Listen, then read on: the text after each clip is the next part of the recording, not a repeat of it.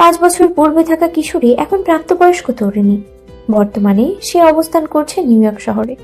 তার মধ্যে এসেছে বিস্তর তফাৎ। চঞ্চল মেয়েটা এখন শান্ত হয়ে গেছে। পরে ফাঁকি দেওয়া মেয়েটা এখন সারাদিন বই নিয়েই বসে থাকে। প্রিয় শহর, প্রিয় মানুষগুলো ছেড়ে চলে এসেছে আজ প্রায় 3 বছর। সকালে উঠে সাথী ভার্সিটির জন্য তৈরি হচ্ছে। তৈরি হয়ে টেবিলে বসে ঈশার উদ্দেশ্যে বলল, কিরে, তোর ব্রেকফাস্ট বানানো হলো? এই যে হয়ে গেছে, তুই বস, আসছি আমি। অতঃপর সাথী আর ঈশা খেয়ে একসাথে বের হলো ভার্সিটির উদ্দেশ্যে।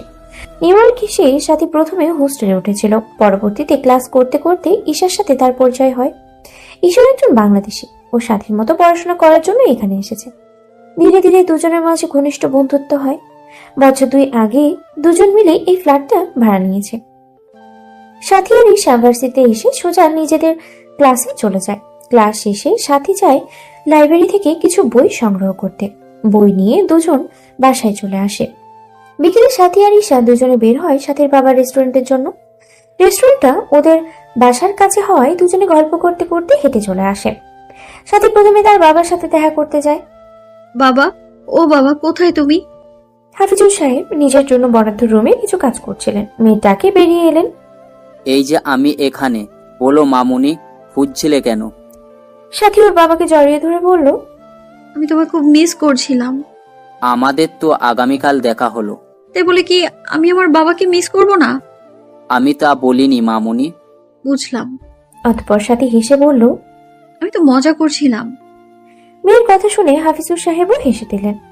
বাবা মেয়ের কাণ্ড দেখে দূরে বসা ঈশাও হেসে দিল। বাবা, সিফাত কোথায়? ও কাজ করেছে। তুমি ওকে 3 কাপ কফি নিয়ে আসতে বলো। ঠিক আছে মামুনি। সাথী আর ঈশা বসে গল্প করছে। এমন সময় ওদের সামনে একটা ট্রে রেখে ঈশার মাথায় চাপড় দিয়ে বলল, কিরে শাকচুন্নিরা, এখানে কি করিস? ঈশা বলল, তোর ঘাড় মটকাতে এসেছি। সে তো আমি আগে থেকেই জানি। নতুন কিছু বল। সাথী সিফাতের দিকে রাগী চোখে তাকিয়ে বলল, ভাবনার রানী, কাকে নিয়ে এত ভাবছিস? আমাকে নিয়ে? তোর মতো উল্লুককে নিয়ে ভাবতে আমার বই গেছে। তা ভাববি কেন? ভাববি তো তাকে নিয়ে যে তোকে পাত্তা দেয় না। চোখের সামনে একটা সুন্দর ছেলে ঘুরে বেড়াচ্ছে, কোথায় লাইন মারবি? তা না করে অন্য কাউকে নিয়ে ভাবিস। একদম উল্টাপাল্টা কথা বলবি না। তুই সুন্দর, সেটাও আমার মানতে হবে। অবশ্যই মানতে হবে। তোরা জানিস কত মেয়ে লাইন ধরে দাঁড়িয়ে থাকে আমাকে দেখার জন্য? নিশ্চয়ই মেয়েগুলোর চোখে ধুলো পড়েছে, না হলে তোর পেছনে ঘোরে। এভাবেই 3 বন্ধুর মাঝে দুষ্টুমি ঝগড়া হতে লাগলো। সাথী প্রায় সময় বিকেলের দিকে এখানে আসে। এখন থেকে সিফাতের সাথে পরিচয়। সিফাতও এখানে পড়াশোনা করতে এসেছে। পড়াশোনার পাশাপাশি নিজের খরচ চালাতে এখানে পার্ট টাইম জব করে। এতে নিজের খরচও চলে যায়, সাথে পরিবারকেও সাহায্য করতে পারে। সাথীর বাবা সিফাতকে অনেক স্নেহ করেন। ছেলেটা যেমন ভদ্র তেমনই পরিশ্রমী। সাথীর বাবার মাধ্যমেই সিফাতের সাথে সাথীর পরিচয়। আস্তে আস্তে সাথী আর সিফাতও ভালো বন্ধু হয়ে যায়। ঈশার সাথে দেখা হওয়ার পর সাথী ঈশা আর সিফাতকে পরিচয় করায়। সেই থেকেই ওদের 3 জনের বন্ধুত্ব। প্রায় সময় ওদের এখানে আড্ডা বসে। সাথী কথা বলছে এমন সময় ওর ফোনে কল এলো। সাথী ফোন রিসিভ করে সালাম দিল। অফিস থেকে উচ্ছ্বাসিত কণ্ঠেও ভেসে এলো, আপু, অদ্রিজার আপুর বিয়ে ঠিক হয়েছে। ভালো। ইকরার কাছ থেকে ফোন নিয়ে অদ্রিজা বলল, সাথী, তুই আসবি না আমার বিয়েতে? সাথী আমতা আমতা করে বলল, আসলে আপু, কিছুদিন পর আমার সেমিস্টার এক্সাম, তো তাই আসতে পারবো না। সেসব বললে হবে না, তোকে আসতেই হবে। সাথী ঘোরাতে বলল, তোমার হবু বর কেমন দেখতে? কি নাম তার? অদ্রিজা লাদুক কণ্ঠে বলল, দেখতে মাশাআল্লাহ। তুই তাকে চিনিস? আমি কিভাবে চিনবো তোমার হবু বরকে? ছবি থাকলে দাও তো দেখি। অদ্রিজা দুষ্টু হেসে বলল, ছবি তো দেয়া যাবে না, তাকে দেখতে হলে তোকে দেশে এসে সচক্ষে দেখতে হবে। ঠিক আছে। সাথী আরো কিছুক্ষণ কথা বলে ফোন রাখলো। ফোনটা রাখার সাথে সাথে ঈশা আর সিফাত মিলে প্রশ্নের ঝুড়ি খুলে ফেললো। কার বিয়ে? কবে বিয়ে? পাত্রের নাম কি? সাথে যাবে না নাকি? ইত্যাদি। সাথী দুজনকে ধমক দিয়ে চুপ করিয়ে দিল। দুজনে শান্ত হতেই সাথী বলল, আমার কাজিন অদ্রিজার বিয়ে, সামনের মাসেই বিয়ে। পাত্রকে সেটা আমাকেও বলেনি। বলেছে আমি নাকি চিনি তাকে। আমি বিয়েতে যাব না। দুজনে একই সাথে প্রশ্ন করলো, আমার বাংলাদেশে যাওয়ার ইচ্ছে নেই। আর সামনে সেমিস্টার এক্সাম আছে, তাই যাব না। এক্সাম তো 3 মাস পর, তুই চাইলে যেতে পারিস। সাথী কিছু না বলে উঠে দাঁড়ালো। কাউকে কোনো কথা বলতে না দিয়ে রেস্টুরেন্ট থেকে বেরিয়ে বাসার পথে হাঁটতে লাগলো। ঈশা আর সিফাত দুজনেই যেন ভ্যাবাচাকা খেয়ে গেল। দুজন দুজনের দিকে তাকালে কি এমন বললো যে ও উঠে চলে গেল। ঈশাও সিফাতকে বলে সাথীর পিছু পিছু চলে গেল। বাংলাদেশের কথা মনে হতেই সাথীর বুকে হাঁসফাঁস করে। এক নিষ্ঠুর মানবের অবহেলার কিছু তিক্ত স্মৃতি মস্তিষ্কে এসে হানা দেয়। কি নিদারুণ যন্ত্রণার ছিল দিনগুলো। সাথী গুমড়ে মরেছে। মানুষটার নিষ্ঠুরতার স্মৃতি মস্তিষ্কে হানা দিতেই সাথীর চোখে বেহায়া অশ্রু বেরিয়ে আসে। পেছন থেকে ঈশা আসে কাঁধে হাত রাখতেই সাথী ঈশার অগোচরে চোখের পানি মুছে নিল। তবুও তা ঈশার দৃষ্টিগোচর হলো না। কি হয়েছে আর হঠাৎ এভাবে চলে এলি? এখন আবার তোর সাথে চোখে পানি, কি হয়েছে? সাথী নিজেকে স্বাভাবিক করার মিথ্যা চেষ্টা করে বলল, কিছু হয়নি, এমনি দেরি হয়ে যাচ্ছিল তাই চলে এলাম। বাসায় যেতে হবে, অনেক পড়া জমে আছে। তুই আমার কাছ থেকে এই কথা লুকাচ্ছিস? তার কথা মনে পড়ছে তাই না? সাথী আকাশের দিকে তাকিয়ে দীর্ঘশ্বাস ফেলল। ঈশা বুঝে গেল সাথীর কান্নার কারণ। তারা আর জোর করলো না। অবশেষে সবার জোড়া জুড়িতে সাথী রাজি হলো যাওয়ার জন্য। অনেক ভেবে দেখলো একটা মানুষের জন্য সবাইকে কষ্ট দেওয়া অনুচিত। সবচেয়ে বড় কথা, অত্রিজার এত খুশি দিনে সে সাথীর জন্য মন খারাপ করুক, সাথী সেটা চায় না। ঈশা আর সিফাতকে ইনভাইট করেছে, তাই সাথীর সাথে ঈশা ও সিফাতও যাবে। সাথীর বাবা 2 দিন পরে যাবে। একসাথে সবাই টিকিট পায়নি, তাই প্লেনে উঠে ঈশা আর সিফাত গল্প করলেও সাথী চুপচাপ কানে হেডফোন গুজে চোখ বুঝে রইল। স্মৃতিতে ধরা দিল কিছু স্মৃতি। সাথী তখন সদ্য কলেজে ওঠা ছাত্রী। কিছু সংখ্যক মেয়েকে দেখা যায় কলেজে উঠে সম্পর্কে যেতে, কিন্তু সাথী বরাবরই তার ব্যতিক্রম। সে তো তার শখের পুরুষকে নিয়ে কল্পনায় ব্যস্ত। দিন দিন কেমন উন্মাদ হয়ে যাচ্ছিল। উদয়কে ছাড়া তার ভাবনায় অন্য কিছু আসতোই না। গোধূলি বিকেলে উদয় সাথীকে পড়াচ্ছে।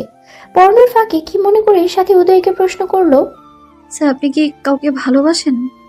সাথী ভাবলো উদয় হয়তো হ্যাঁ বলবে, কিন্তু ওকে ভুল প্রমাণ করে দিয়ে উদয়ের উত্তর ছিল না।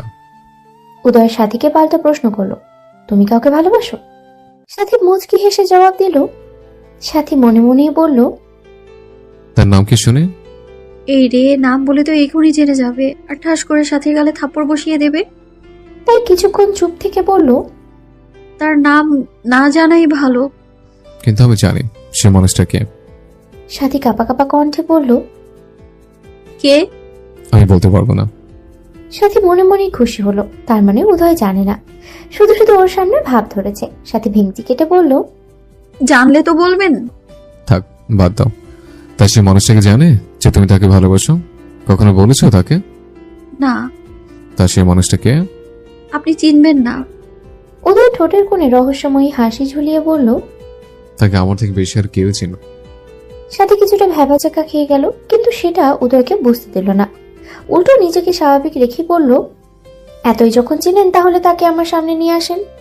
এখন না, সঠিক সময় হলে নিজে এসেই তোমার সামনে দাঁড়াবে। সঠিক সময় কবে হবে? 4-5 বছর যাক, তারপর যদি তার সাথে তোমার দেখা হয় তখন সে নিজে তোমাকে বলবে তার মনের কথা। সাথে কিছুটা উদাস ভঙ্গিতে জিজ্ঞেস করেন, আর যদি দেখা না হয় তাহলে? উদয় দীর্ঘশ্বাস ফেলে বলল, দেখা না হলে ভাববে সে তোমার ভাগ্যে নেই। দীর্ঘ সময় প্লেনে কাটিয়ে অবশেষে বাংলাদেশের মাটিতে পা রাখলো সাথী, ঈশা, সিফাত। সাথী প্রথমে বুক ভরে নিঃশ্বাস নিল। কতগুলো দিন হয়ে গেছে দেশের আবহাওয়া থেকে সে দূরে, প্রিয়জনদের থেকে যোজন যোজন দূরত্ব। শুধুমাত্র একটা মানুষের অবহেলা তাকে নিজের প্রিয় দেশ ছাড়তে বাধ্য করেছিল। চোখের সামনে প্রিয় মানুষের অবহেলা যে দিনের পর দিন সহ্য করা যাচ্ছিল না, দম বন্ধকর অনুভূতি সৃষ্টি করেছিল। তাই তো এত এত ভালোবাসার মানুষকে ফেলে বিদেশে চলে গিয়েছিল সে। মন থেকে বেরিয়ে এলো দীর্ঘশ্বাস। সাথীরা এয়ারপোর্ট থেকে বেরিয়ে দেখলো ওদের জন্য সাথীর কাজিনরা গাড়ি নিয়ে অপেক্ষা করছিল। সাথী সবার সাথে কুশল বিনিময় করলো। কতগুলো দিন পর কাজিনদের সাথে দেখা, অতঃপর সবার সাথে ঈশা আর সিফাতকে পরিচয় করিয়ে দিল। সবাই মিলে গাড়িতে উঠে বসলো। এয়ারপোর্টের বাইরে এক কোণে গাড়ির সাথে হেলান দিয়ে দাঁড়িয়েছিল এক যুবক। অপেক্ষার প্রহর গুনছিল প্রেয়সীকে দেখার। অবশেষে এক পশলা বৃষ্টি রূপে চোখের সামনে ধরা দিল প্রেয়সীর সুস্নিগ্ধ মুখশ্রী। এতদিনের অতৃপ্ত হৃদয় যেন তৃপ্তি খুঁজে পেল। কিছুক্ষণের ব্যবধানে প্রেয়সীর সাথে অপরিচিত এক পুরুষকে দেখে কপালে ভাঁজ পড়ে গেল। হবে হয়তো কেউ, তাই পাত্তা না দিয়ে প্রেয়সীকে দেখাই মগ্ন হলো। অপলোক চেয়ে রইল ওই মায়াভরা মুখশ্রীতে। এই দেখা যে এই জন্মে শেষ হবার নয়, প্রেয়সীকে দেখার হাহাকার যে জনম জনমের। কতক্ষণ এভাবে চেয়েছিল সেটা সে নিজেও জানে না। পাশ থেকে কারোর ধাক্কায় ধ্যান ভাঙল। সে চলে গিয়েছে অনেক আগে, এখন চল, দেরি হয়ে যাচ্ছে। চলো। দীর্ঘ 4 ঘন্টা জার্নি করে সাথী নিজের প্রিয় শহরে এসে পৌঁছালো। প্রিয় শহরের ঘ্রাণ সাথীকে মাতোয়ারা করে তুলেছে। এই শহরে তো তার বেড়ে ওঠা, শৈশব কৈশোরী সবই তো তার এই শহরকে ঘিরে। স্মৃতির পাতায় সবকিছুই ধরা দিচ্ছে। সাথীদের বাড়ির সামনে গাড়ি থামলো। সাথী বাড়ির মধ্যে ঢুকতে ওর মা এসে ওকে পরম মমতায় জড়িয়ে নিল। কতদিন মেয়েকে দেখেন না, সবাই ভুলেই গেছে আমাকে, কারোর সাথে কথা বলবো না। বলে মুখ ঝামটা মারলো। সাথী হেসে তার প্রাণ প্রিয় বান্ধবীকে জড়িয়ে ধরলো। তোর মতো শাকচুন্নিকে তো কারো চোখে পড়বেই না। ভালো হলে বা একটা কথা ছিল, অতঃপর ফিসফিস কণ্ঠে বলল, কিন্তু পিয়াস ভাইয়ের চোখে যে কিভাবে পড়লো আল্লাহ মালুম। রিমা সাথীর পিঠে থাপ্পড় দিয়ে পড়ল। তুই এই জীবন আর ভালো হলি না। সাথী পিঠ ডলতে ডলতে পড়ল, তোর হাতে মায়ের খাওয়ার জন্য কি আমি বাংলাদেশে এসেছি? শাকচুন্নি কোথাকার। দেখিস আবার চলে যাব, এবার গেলে আর আসবোই না। এবার তোকে এমন ভাবে রেখে দিব, দেখবি চলে গিয়েও তোকে ফিরে আসতে হবে। মানে? কিছু না। শায়লা বেগম তারা দেখিয়ে বলল, গল্প পরে করিস, এত জার্নি করে এসেছিস, আগে ফ্রেশ খেয়ে রেস্ট নে, তারপর সবাই মিলে গল্প করিস। ইকরার উদ্দেশ্যে বলল, ঈশা সাথীর সাথে থাক, তুই সিফাতকে ওর জন্য বরাদ্দ করা রুমে দিয়ে আয়। সাথী নিউ ইয়র্ক থাকাকালীন সাথী যখন ফোনে কথা বলতো তখন মাঝে মাঝে ঈশা আর সিফাতের সাথে কথা বলতো শায়লা বেগম, তাই আলাদা করে পরিচয় করিয়ে দিতে হয়নি। সাথী নিজের রূপের দরজা খুলে ভিতরে প্রবেশ করলো। 3 বছর পূর্বে যেভাবে রেখে গিয়েছিল সেভাবেই আছে, কোনো জিনিসের নড়চড় হয়নি। ঘরটা তার খুব শখের, তার নিজের পছন্দেই সাজানো হয়েছিল ঘরটা। দাব করে বিছানায় বসে পড়লো। খাটের বরাবর সামনে টেবিল রাখা। টেবিলের দিকে চোখ যেতেই সাথীর এতক্ষণের ফুরফুরে মনটা নিমিষেই খারাপ হয়ে গেল। এই টেবিলের সাথে জড়িয়ে আছে কত খুনসুটি মুহূর্ত। সাথী ভাবনাদের বিদায় দিয়ে এক সেট কাপড় নিয়ে ফ্রেশ হতে চলে গেল। একেবারে গোসল করেই বেরোলো। অতঃপর ওরা 3 জন মিলে খেতে বসলো। শায়লা বেগম মেয়ে আসবে বলে ওর পছন্দের অনেক কিছুই রান্না করেছেন। সাথে অনেকদিন পর তৃপ্তি নিয়ে মায়ের হাতে রান্না খাচ্ছে। খাওয়া শেষে সাথী ঈশা আর সিফাত চলে গেল যার যার রুমে। 3 জনের এখন রেস্টের দরকার। সেদিনটা পুরোটা ওরা ঘুমিয়ে আর আড্ডা দিয়েই কাটিয়ে দিল। সাথী খুব সকাল সকাল ঘুম থেকে উঠে পড়ল। উঠে ঈশাকে জাগিয়ে দুজনে মিলে বাগানে বসে কিছুক্ষণ আড্ডা দিল। সিফাত ঘুমাচ্ছে বলে ডাকলো না। ব্রেকফাস্টের জন্য ডাক পড়লে সাথী যেয়ে সিফাতকে উঠিয়ে ফ্রেশ হয়ে খেতে আসতে বলল। খাওয়া শেষে আড্ডার মাঝে সিফাত আর ঈশা বলল ওরা এলাকাটা ঘুরে দেখতে চায়। সিফাত ঢাকার ছেলে আর ঈশা চট্টগ্রামের মেয়ে। খুলনা শহরের ওদের কখনো আসা হয়নি। সাথী ঈশা সিফাত রিমা আর ইকরা মিলে বের হলো এলাকাটা ঘুরতে। সবাই মিলে গল্প করছে আর হাঁটছে। রিমা ইকরা আর ঈশা গল্প করছে, সাথী আর সিফাত কোনো কথা না বলে পাশাপাশি হাঁটছে। হাঁটতে হাঁটতে ওরা সাথীদের স্কুলের রাস্তায় চলে আসে। এই পথগুলোতে কতই না স্মৃতি আছে। রিমার সাথে হাত ধরে স্কুলে যাওয়া, মারামারি করা, কত কত মধুর স্মৃতি। সাথীর ভাবনার মাঝে রিমা ডেকে বলল, সাথী চল, স্কুলের ভেতরে যাই, অনেকদিন যাওয়া হয় না। তুই চলে যাওয়ার পর আমিও আর কখনো স্কুলে যাইনি। সাথী অমত পোষণ করলো, ও যেতে চায় না। ওর মনে ভয় হচ্ছে ভিতরে যদি সেই মানুষটা থাকে তখন ও কিভাবে দাঁড়াবে মানুষটার সামনে, যে এক সময় পাহাড় সম কষ্ট দিয়েছিল। তার সামনে সাথী আর কখনো পড়তে চায় না। সে দূর থেকে মানুষটাকে ভালোবেসে যাবে, কিন্তু কাছে গিয়ে আর কখনো ধরা দিবে না। সবার জেদের কাছে সাথীকে হার মানতে হলো। ঈশা আর সিফাত খুব আগ্রহ নিয়ে ভিতরে যেতে চাচ্ছে। সাথী চাইলেও না ওদের মনে আঘাত করতে, তাই নিজেকে স্বাভাবিক রেখে সবাই মিলে স্কুলের ভিতরে প্রবেশ করলো। বাইরে স্বাভাবিক দেখালেও সাথী কি আদৌ স্বাভাবিক হতে পেরেছে? প্রথমে দারোয়ান আঙ্কেলের সাথে কথা বলে ভেতরে ঢুকলো। আগেকার মতোই সাথী আর সিফাত পাশাপাশি হাঁটছিল আর স্কুলটা ঘুরে ঘুরে দেখছিল। শিফাত সাথীকে একা এটা ওটা জিজ্ঞেস করছে আর সাথী হেসে হেসে ওর কথার জবাব দিচ্ছে। দ্বিতীয় তলার বারান্দা থেকে দীর্ঘ চোখে ওদের দিকে তাকিয়ে আছে এক পুরুষ। চোখ তার রক্তিম বর্ণ ধারণ করেছে। রাগ সামলাতে না পেরে হাত মুষ্টিবদ্ধ করে নিল। আরো কিছুক্ষণ তাকিয়ে থেকে চলে গেল। সাথীর প্রতিটা রুমের সামনে যেয়ে চেনা পরিচিত শিক্ষকদের সাথে কথা বলল। স্কুলের অনেক কিছুই পরিবর্তন হয়েছে, সাথে হয়েছে কিছু শিক্ষকের বদল। কিছু পুরনো শিক্ষক এখনো রয়ে গেছে। সাথী মনে মনে কিছু একটা ভাবলো। অতঃপর সাথী স্বস্তির নিঃশ্বাস ফেলল। দোতলার শেষ রুমটার সামনে আসতেই সাথীর চক্ষু চড়ক গাছ, মুখ থেকে অস্ফুট স্বরে বেরিয়ে এলো, নিষ্ঠুর মানব। সাথীর চোখের সামনে দাঁড়িয়ে আছে সেই মানুষটা যার জন্য এত কিছু। সাথী ভালো করে তাকালো শখের পুরুষটার দিকে। 5 বছর পূর্বের মানুষটার সাথে এখনকার মানুষটার খুব বেশি পার্থক্য নেই, হয়তো বয়সটা বেড়েছে, রয়ে গেছে আগের সকল বৈশিষ্ট্য। এই যে হাত নাড়িয়ে কথা বলছে, বিরক্তিতে কপাল কুঁচকে আসছে। সাথীর মনে প্রশ্ন জাগলো, ওর মতো কি কেউ লোকটার হাত নেড়ে কথা বলার ধরনের প্রেমে পড়েছে কি তার কথার মায়ায়? ভালোবেসে কি মানুষটার বিরক্তিতে কপাল কুঁচকে আসার রূপকে? হয়তো কেউ ভালোবেসেছে, হয়তো বা বাসেনি। ওদের মন দিয়ে ক্লাস করাচ্ছে, সে এখনো সাথীকে খেয়াল করেনি। সাথী চায় না উদয় তাকে দেখুক, সে আর অবহেলা সহ্য করতে পারবে না। সাথী দৌড়ে দোতলা থেকে নিচে নেমে গেল। ঈশা, রিমা আর ইকরা তিনজনে এক শিক্ষিকার সাথে কথা বলছিল, তাই ওরা এখনো খেয়াল করেনি উদয়কে। রিমা সহ সবাই অবাক হলো সাথীকে এইভাবে যেতে দেখে। রিমা ওকে দিয়ে উদয়কে দেখে ঘটনা বুঝে গেল, তাই ও সাথীর পেছনে গেল। কেউই আর সেখানে দাঁড়ালো না। ওদের দুজনের পিছু পিছু বাকিরাও চলে এলো। সাথী ওদের স্কুলের পাশে এক পুকুর পাড়ে গিয়ে বসলো। চোখ বেয়ে তার নোনা জল গড়িয়ে পড়ছে। এতদিন পর মানুষটাকে দেখে অশ্রুরা বাদ মানছে না। রিমা এসে ওর কাঁধে হাত রাখতেই সাথী ওকে জড়িয়ে ধরে শব্দ করে কেঁদে ফেললো। কিছুক্ষণ তাদের কাঁদার পরে রিমাকে ছেড়ে বাড়ির পথে হাঁটা দিল। সবাই ওর সাথে ফিরে এলো। কারো আর ঘোরা হলো না। সাথী বাড়িতে আসার পর বেশিরভাগ সময় রুমেই কাটালো। রাতে সবাই খেয়ে ঘুমাতে চলে গেল। সাথী আর ঈশাও ওদের ঘরে চলে এলো। ঈশা ঘুমিয়ে যেতেই সাথী নিশ্চুপে উঠে বেলকুনিতে এসে দাঁড়ালো। ফুরফুরে ঠান্ডা হাওয়া সাথীর চোখ বুঝে কিছুক্ষণ অনুভব করলো। স্মৃতির পাতায় ভেসে উঠল 5 বছর পূর্বের কিছু তিক্ত স্মৃতি। 5 বছর পূর্বে হৃদয়ের সাথে সেদিনের কথোপকথনের পর সাথী যেন আরো মাতোয়ারা হয়ে উঠল উদয়ের প্রতি।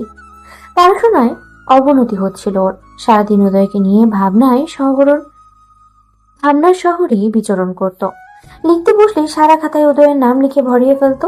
সামনে বই রেখে উদয়কে নিয়ে নানা চিন্তায় মগ্ন থাকতো। এমনই একদিন উদয়ের সাথীকে পড়াচ্ছিল। সাথী ওয়াশরুমে যায়। উদয় তখন সাথীর খাতা চেক করছিল। পৃষ্ঠা উল্টাতে উল্টাতে হঠাৎ খাতার লেখাগুলো দেখে ফেলে। লেখাগুলো দেখে উদয়ের অনেক রাগ হয়, কিন্তু সাথী কেউ কিছুই বলে না। এরপর থেকে সাথীর সাথে কথা বলা কমিয়ে দেয়। ওকে যথাসম্ভব ইগনোর করতো। সাথী অনেক চেষ্টা করতো উদয়ের সাথে কথা বলার, কিন্তু উদয় আর ওর সাথে কথা বলতো না। কেমন গম্ভীর মনে থাকতো, আগের থেকেও গম্ভীর হয়ে গিয়েছিল। একদিন হঠাৎ করে সাথীকে পড়িয়ে চলে যাবে, তার আগেই সাথীর উদ্দেশ্যে বলল, কিছু কিছু জিনিস বুঝে না বুঝে ভান করতে হয়, এতে ভালো রাখা যায়। এরপর টানা 5 দিন উদয় পড়াতে না আসায় সাথী নিজের নাম্বার থেকে উদয়কে অগণিত ফোন দিয়েছিল, কিন্তু উদয় ফোন রিসিভ করেনি। 5 দিনের মাথায় সাথী ওর আম্মুকে দিয়ে উদয়কে ফোন দেওয়ায় উদয় ফোন রিসিভ করে সালাম দেয়। সাহরা বেগম সালামের জবাব দিয়ে জিজ্ঞেস করলেন, বাবা উদয়, তুমি কি অসুস্থ? না আন্টি, আলহামদুলিল্লাহ সুস্থ আছি। তাহলে গত 5 দিন এলে না যে, কোনো সমস্যা? উদয় আমতা আমতা করে বলল, আসলে আন্টি, আমি ইদানিং অনেক ব্যস্ত আছি, কাজের অনেক প্রেশার, আমার পক্ষে সাথে কি পড়ানো সম্ভব না। দেখো বাবা, সাথীকে তো তুমি অনেক বছর হলো পড়াচ্ছ, হঠাৎ করে টিচার পরিবর্তন করলে ওর জন্য তো সমস্যা হবে। দুঃখিত আন্টি, কিন্তু আমার কিছুই করার নেই, আমার পক্ষে সাথীকে আর পড়ানো সম্ভব না। অতঃপর উদয় সাহরা বেগমকে সালাম দিয়ে ফোন কেটে দিল। সাথী দাঁড়িয়ে থেকে সম্পূর্ণ কথোপকথন শুনল, আর কিছু না বলে চুপচাপ সেখান থেকে চলে এলো। বিছানায় ধপ করে শুয়ে পড়ল। চোখের পানি বাদ মানছে না। হেঁচকি তুলে সেদিন কেঁদেছিল। তার 2 দিন পর সাথী ওর আম্মুকে দিয়ে আবারও উদয়কে ফোন করিয়েছিল, কিন্তু উদয়ের উত্তর হ্যাঁ হয়নি। সাথী উদয়ের নাম্বারে অগণিত মেসেজ পাঠিয়েছিল। হঠাৎ এভাবেই তাকে পড়ানো বাদ দেওয়ার কারণ সে জানতে চায়, কিন্তু বরাবরের মতোই উদয়ের কাছ থেকে কোনো উত্তর আসেনি। সাথীর অবস্থা তখন খুবই শোচনীয়। মাঝে কেটে গেছে 15টা দিন। এর মাঝে সাথীর সাথে উদয়ের একবারও দেখা হয়নি। উদয়কে দেখতে না পেয়ে সাথীর অবস্থা খুবই খারাপ।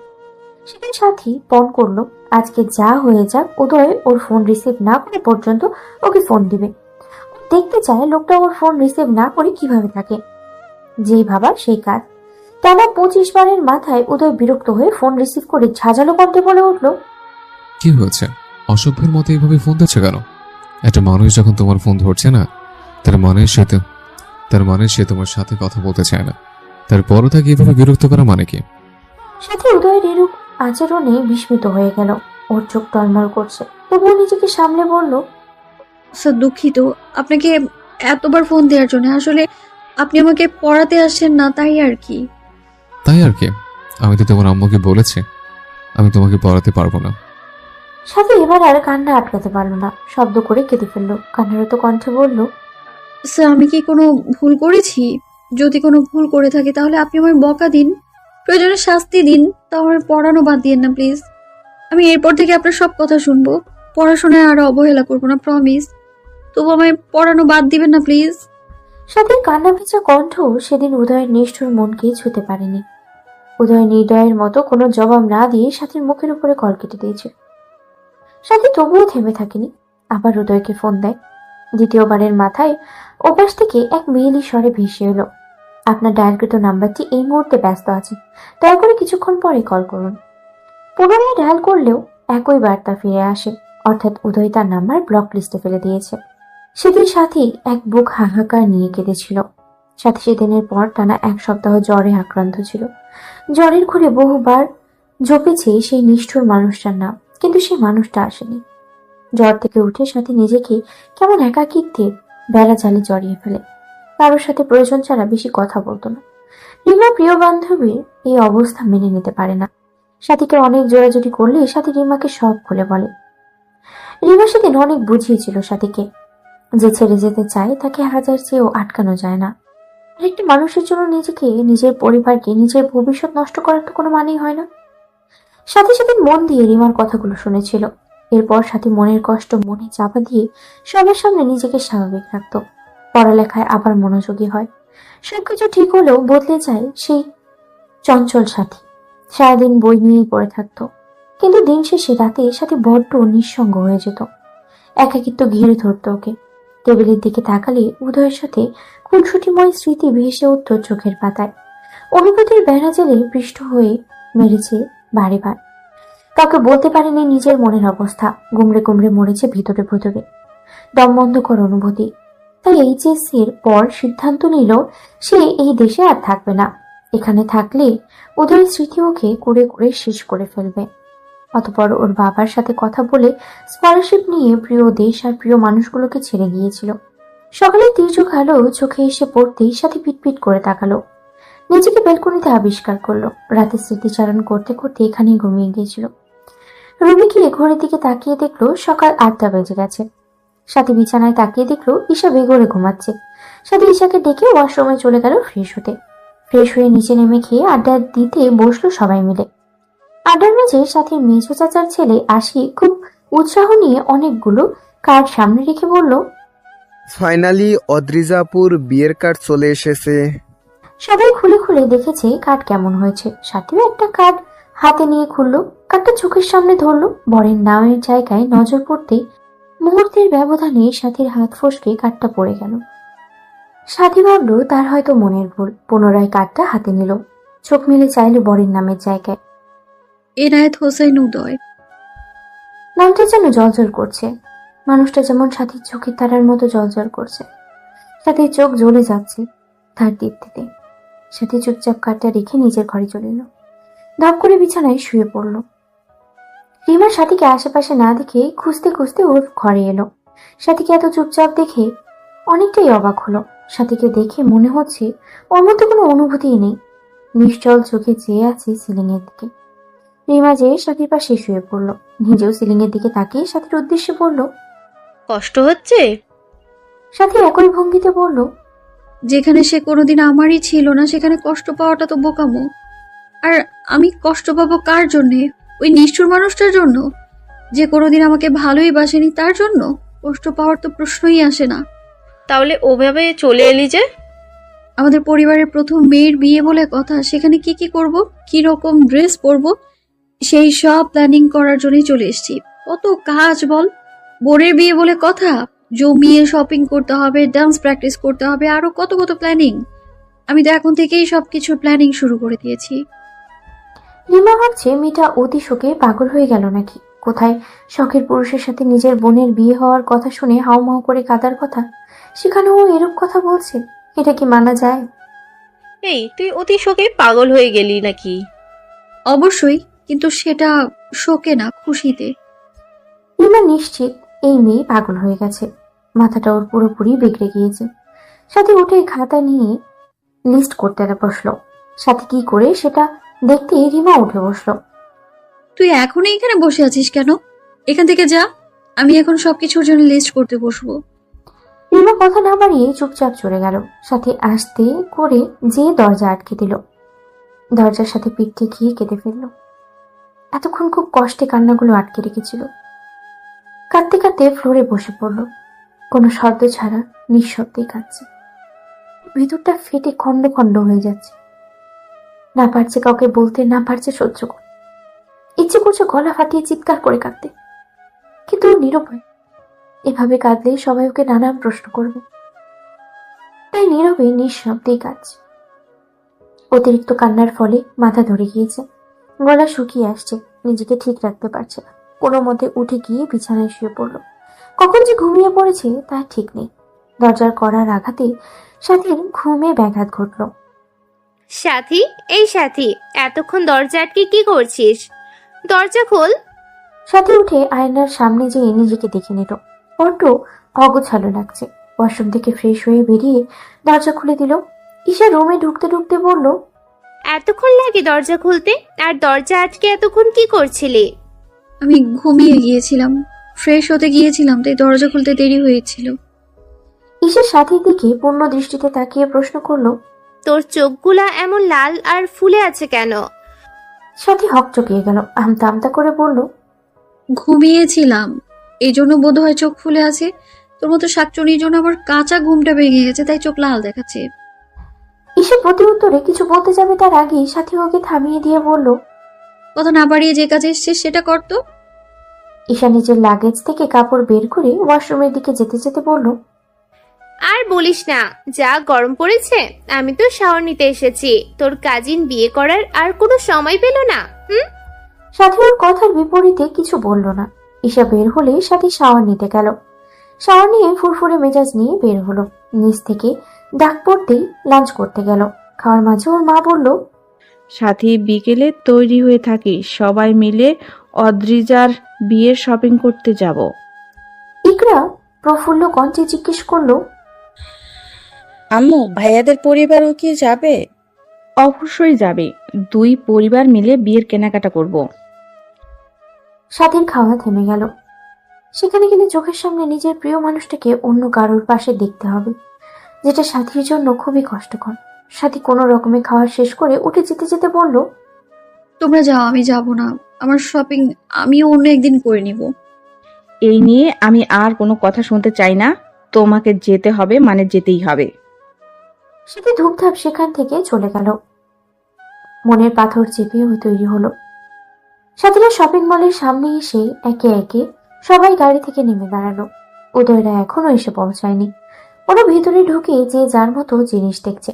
কিছুক্ষণের মধ্যেই উদয় আর ওর পরিবার এসে পৌঁছালো। উদয়ের মা উমাইরা বেগম আর ওর ভাই উশান। উদয় এসে সবাইকে সালাম দিল, সবার সাথে কুশল বিনিময় করলো। সাথীর মা হেসে উত্তর দিল, বাবা উদয়, তুমি তো এখন আমাদের বাড়িতে আসোই না, আন্টিকে ভুলে গেলে নাকি? না আন্টি, আসলে কাজের অনেক চাপ, আর কিছুদিন পর তো আসা যাওয়া হবেই। সবাই মিলে শাড়ির দোকানে ঢুকলো। সাথী, ঈশা, ইকরা, ইমা, সিফাত অন্য একটা দোকানে কসমেটিক্স দেখছিল। সবাইকে শাড়ির দোকানে ঢুকতে দেখে ওরা সেখানে গেল। সাথী ভিতরে ঢুকতেই অদ্রিজা ওকে ডেকে বলল। সাথীকে অদ্রিজার কাছে যেতেই থমকে গেল।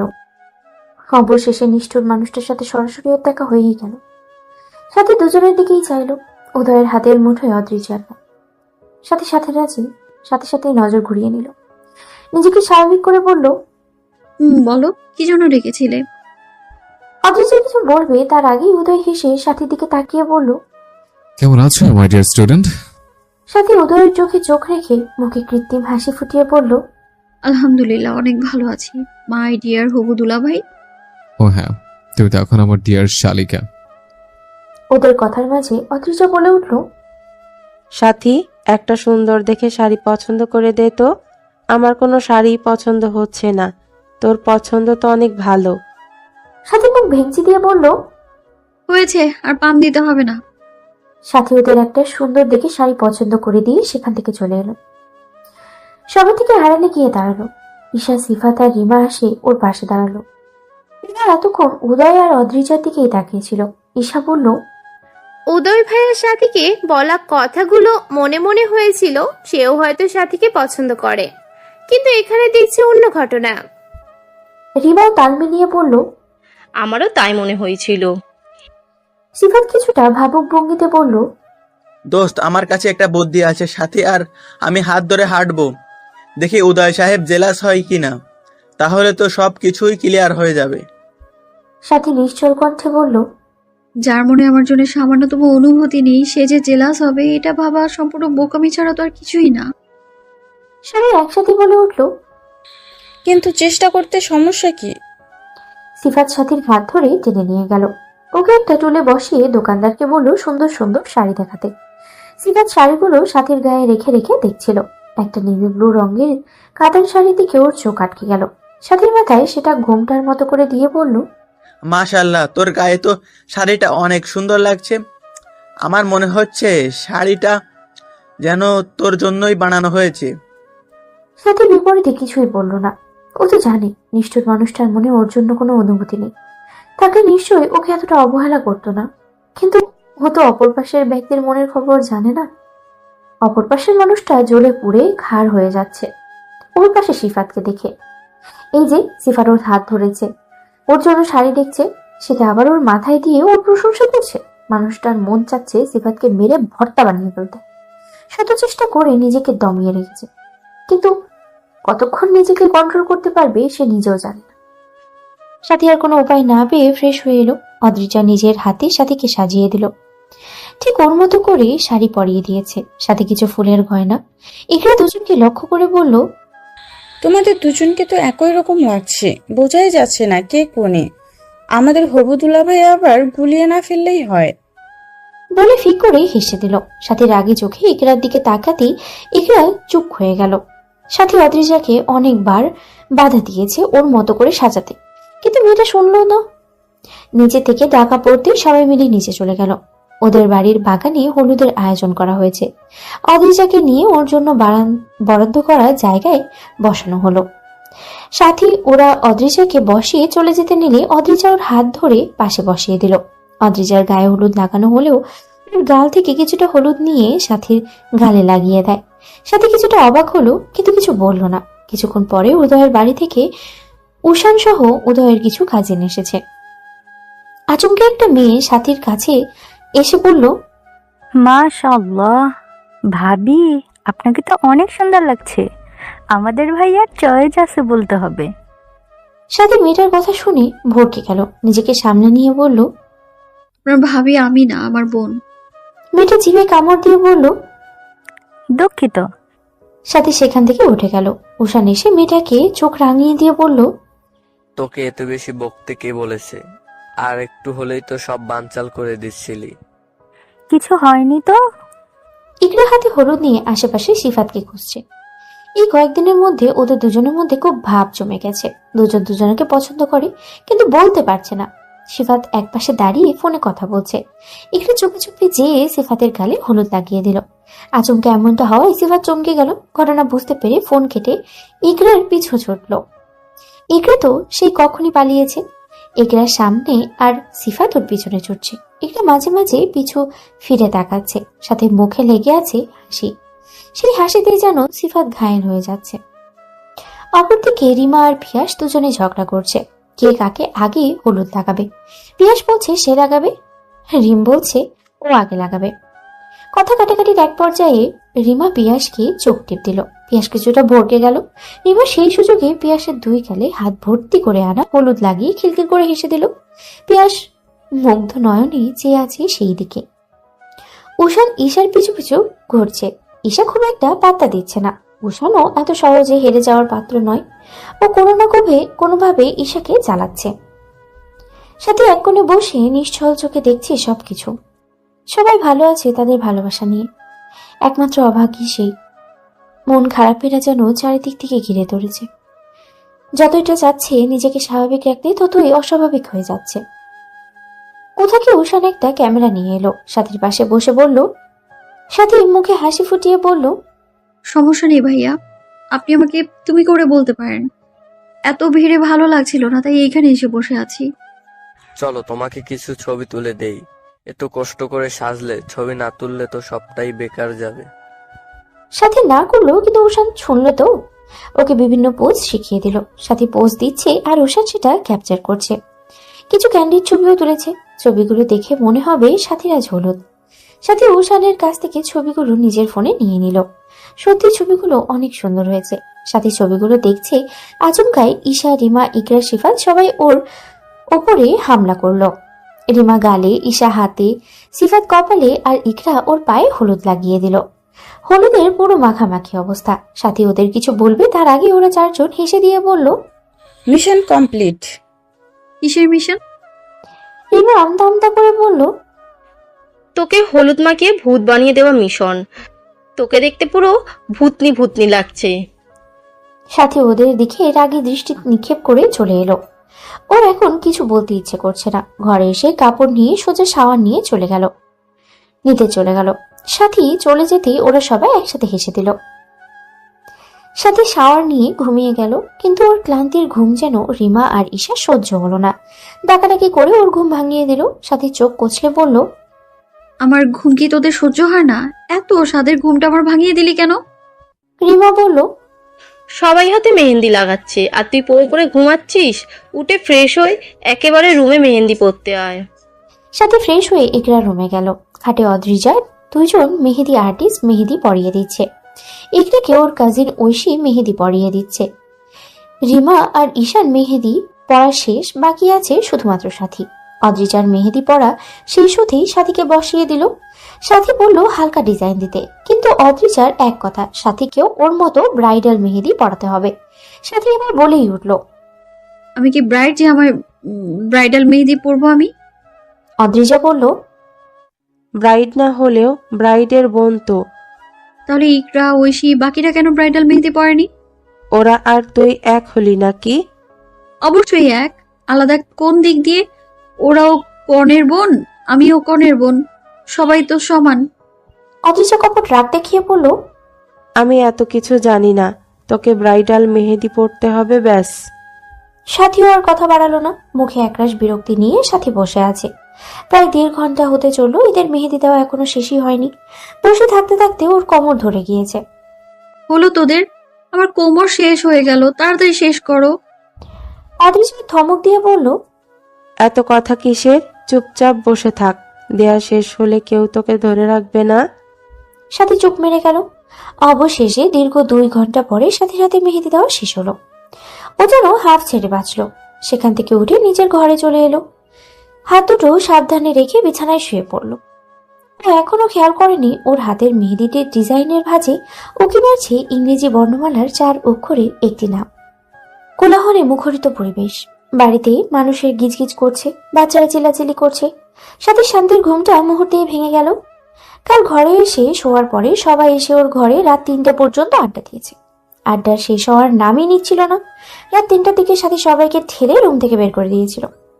সাথী ঘুম থেকে উঠে পাশ থেকে ফোন হাতে নিয়ে দেখলো সবই সকাল 6টা বাজে। রিমা ঈশা দুজনেই ঘুমিয়ে আছে। ও ফ্রেশ হয়ে গায়ে ওড়না জড়িয়ে মাকে বলে বাড়ি থেকে বেরোলো। বাড়ির কাছে একটা নিরিবিলি জায়গায় বসে সামনের বহমান নদীর দিকে তাকিয়ে আছে। আর কয়েক ঘন্টার ব্যবধানে ওর শখের পুরুষ অন্য কারোর হয়ে যাবে।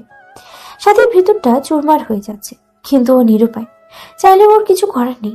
সাথী বাড়িতে দম বন্ধ হয়ে আসছিল, তাই তো এখানে আসেন। সাথী প্রাণপণে চেষ্টা করে যাচ্ছে নিজেকে স্বাভাবিক রাখার। আদৌ কি পারছে? হয়তো। সাথী প্রায় ঘন্টাখানেক সময় কাটিয়ে বাড়িতে ফিরল। ততক্ষণে সবাই উঠে গেছে, বিয়ে বাড়ি বলে কথা। সাথী আসলেই সবাই ব্রেকফাস্ট করতে বসে গেল। খাওয়া শেষে সবাই যার যার কাজে চলে গেল। সাথীদের বাগানের বিয়ের আয়োজন করা হচ্ছে।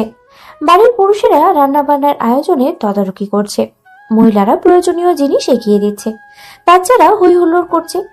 সবার মাঝে খুশির ছোঁয়া।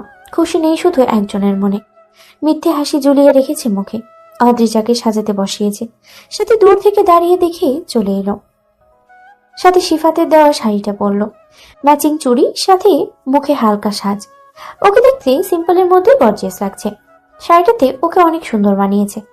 সাথে নিজেকে আয়নায় দেখছে এমন সময় রিমা এসে কিছুটা কাজল দিয়ে ওর কানের পিছনে লাগিয়ে দিতে দিতে বলল, মাশাআল্লাহ, কারোর নজর না লাগুক। সাথে বিপরীতে কিছু বলল না, ওর কথা বলতে ইচ্ছে করছে না। কিছুক্ষণের মাঝেই নিচ থেকে কোলাহল শোনা গেল, বর এসেছে, বর এসেছে। সব মেয়েরা গেট ধরতে ছুটে গেল। রিমা সাথীকে গেট ধরার জন্য আসতে বলেছে, কিন্তু সাথী আসবে না। সাথে সব কাজিনেরা মিলে গেটে ঝগড়া করছে। ওদের ডিমান্ড 50,000। ওপর থেকে উষান 2,000-এর বেশি দিবে না। এই নিয়ে কথা কাটাকাটি চলছে। এরপরে গেটে একতরফা কথা কাটাকাটির পর বরযাত্রী ভিতরে ঢুকলো। উদয়কে ওর জন্য বরাদ্দ করা জায়গায় বসানো হলো।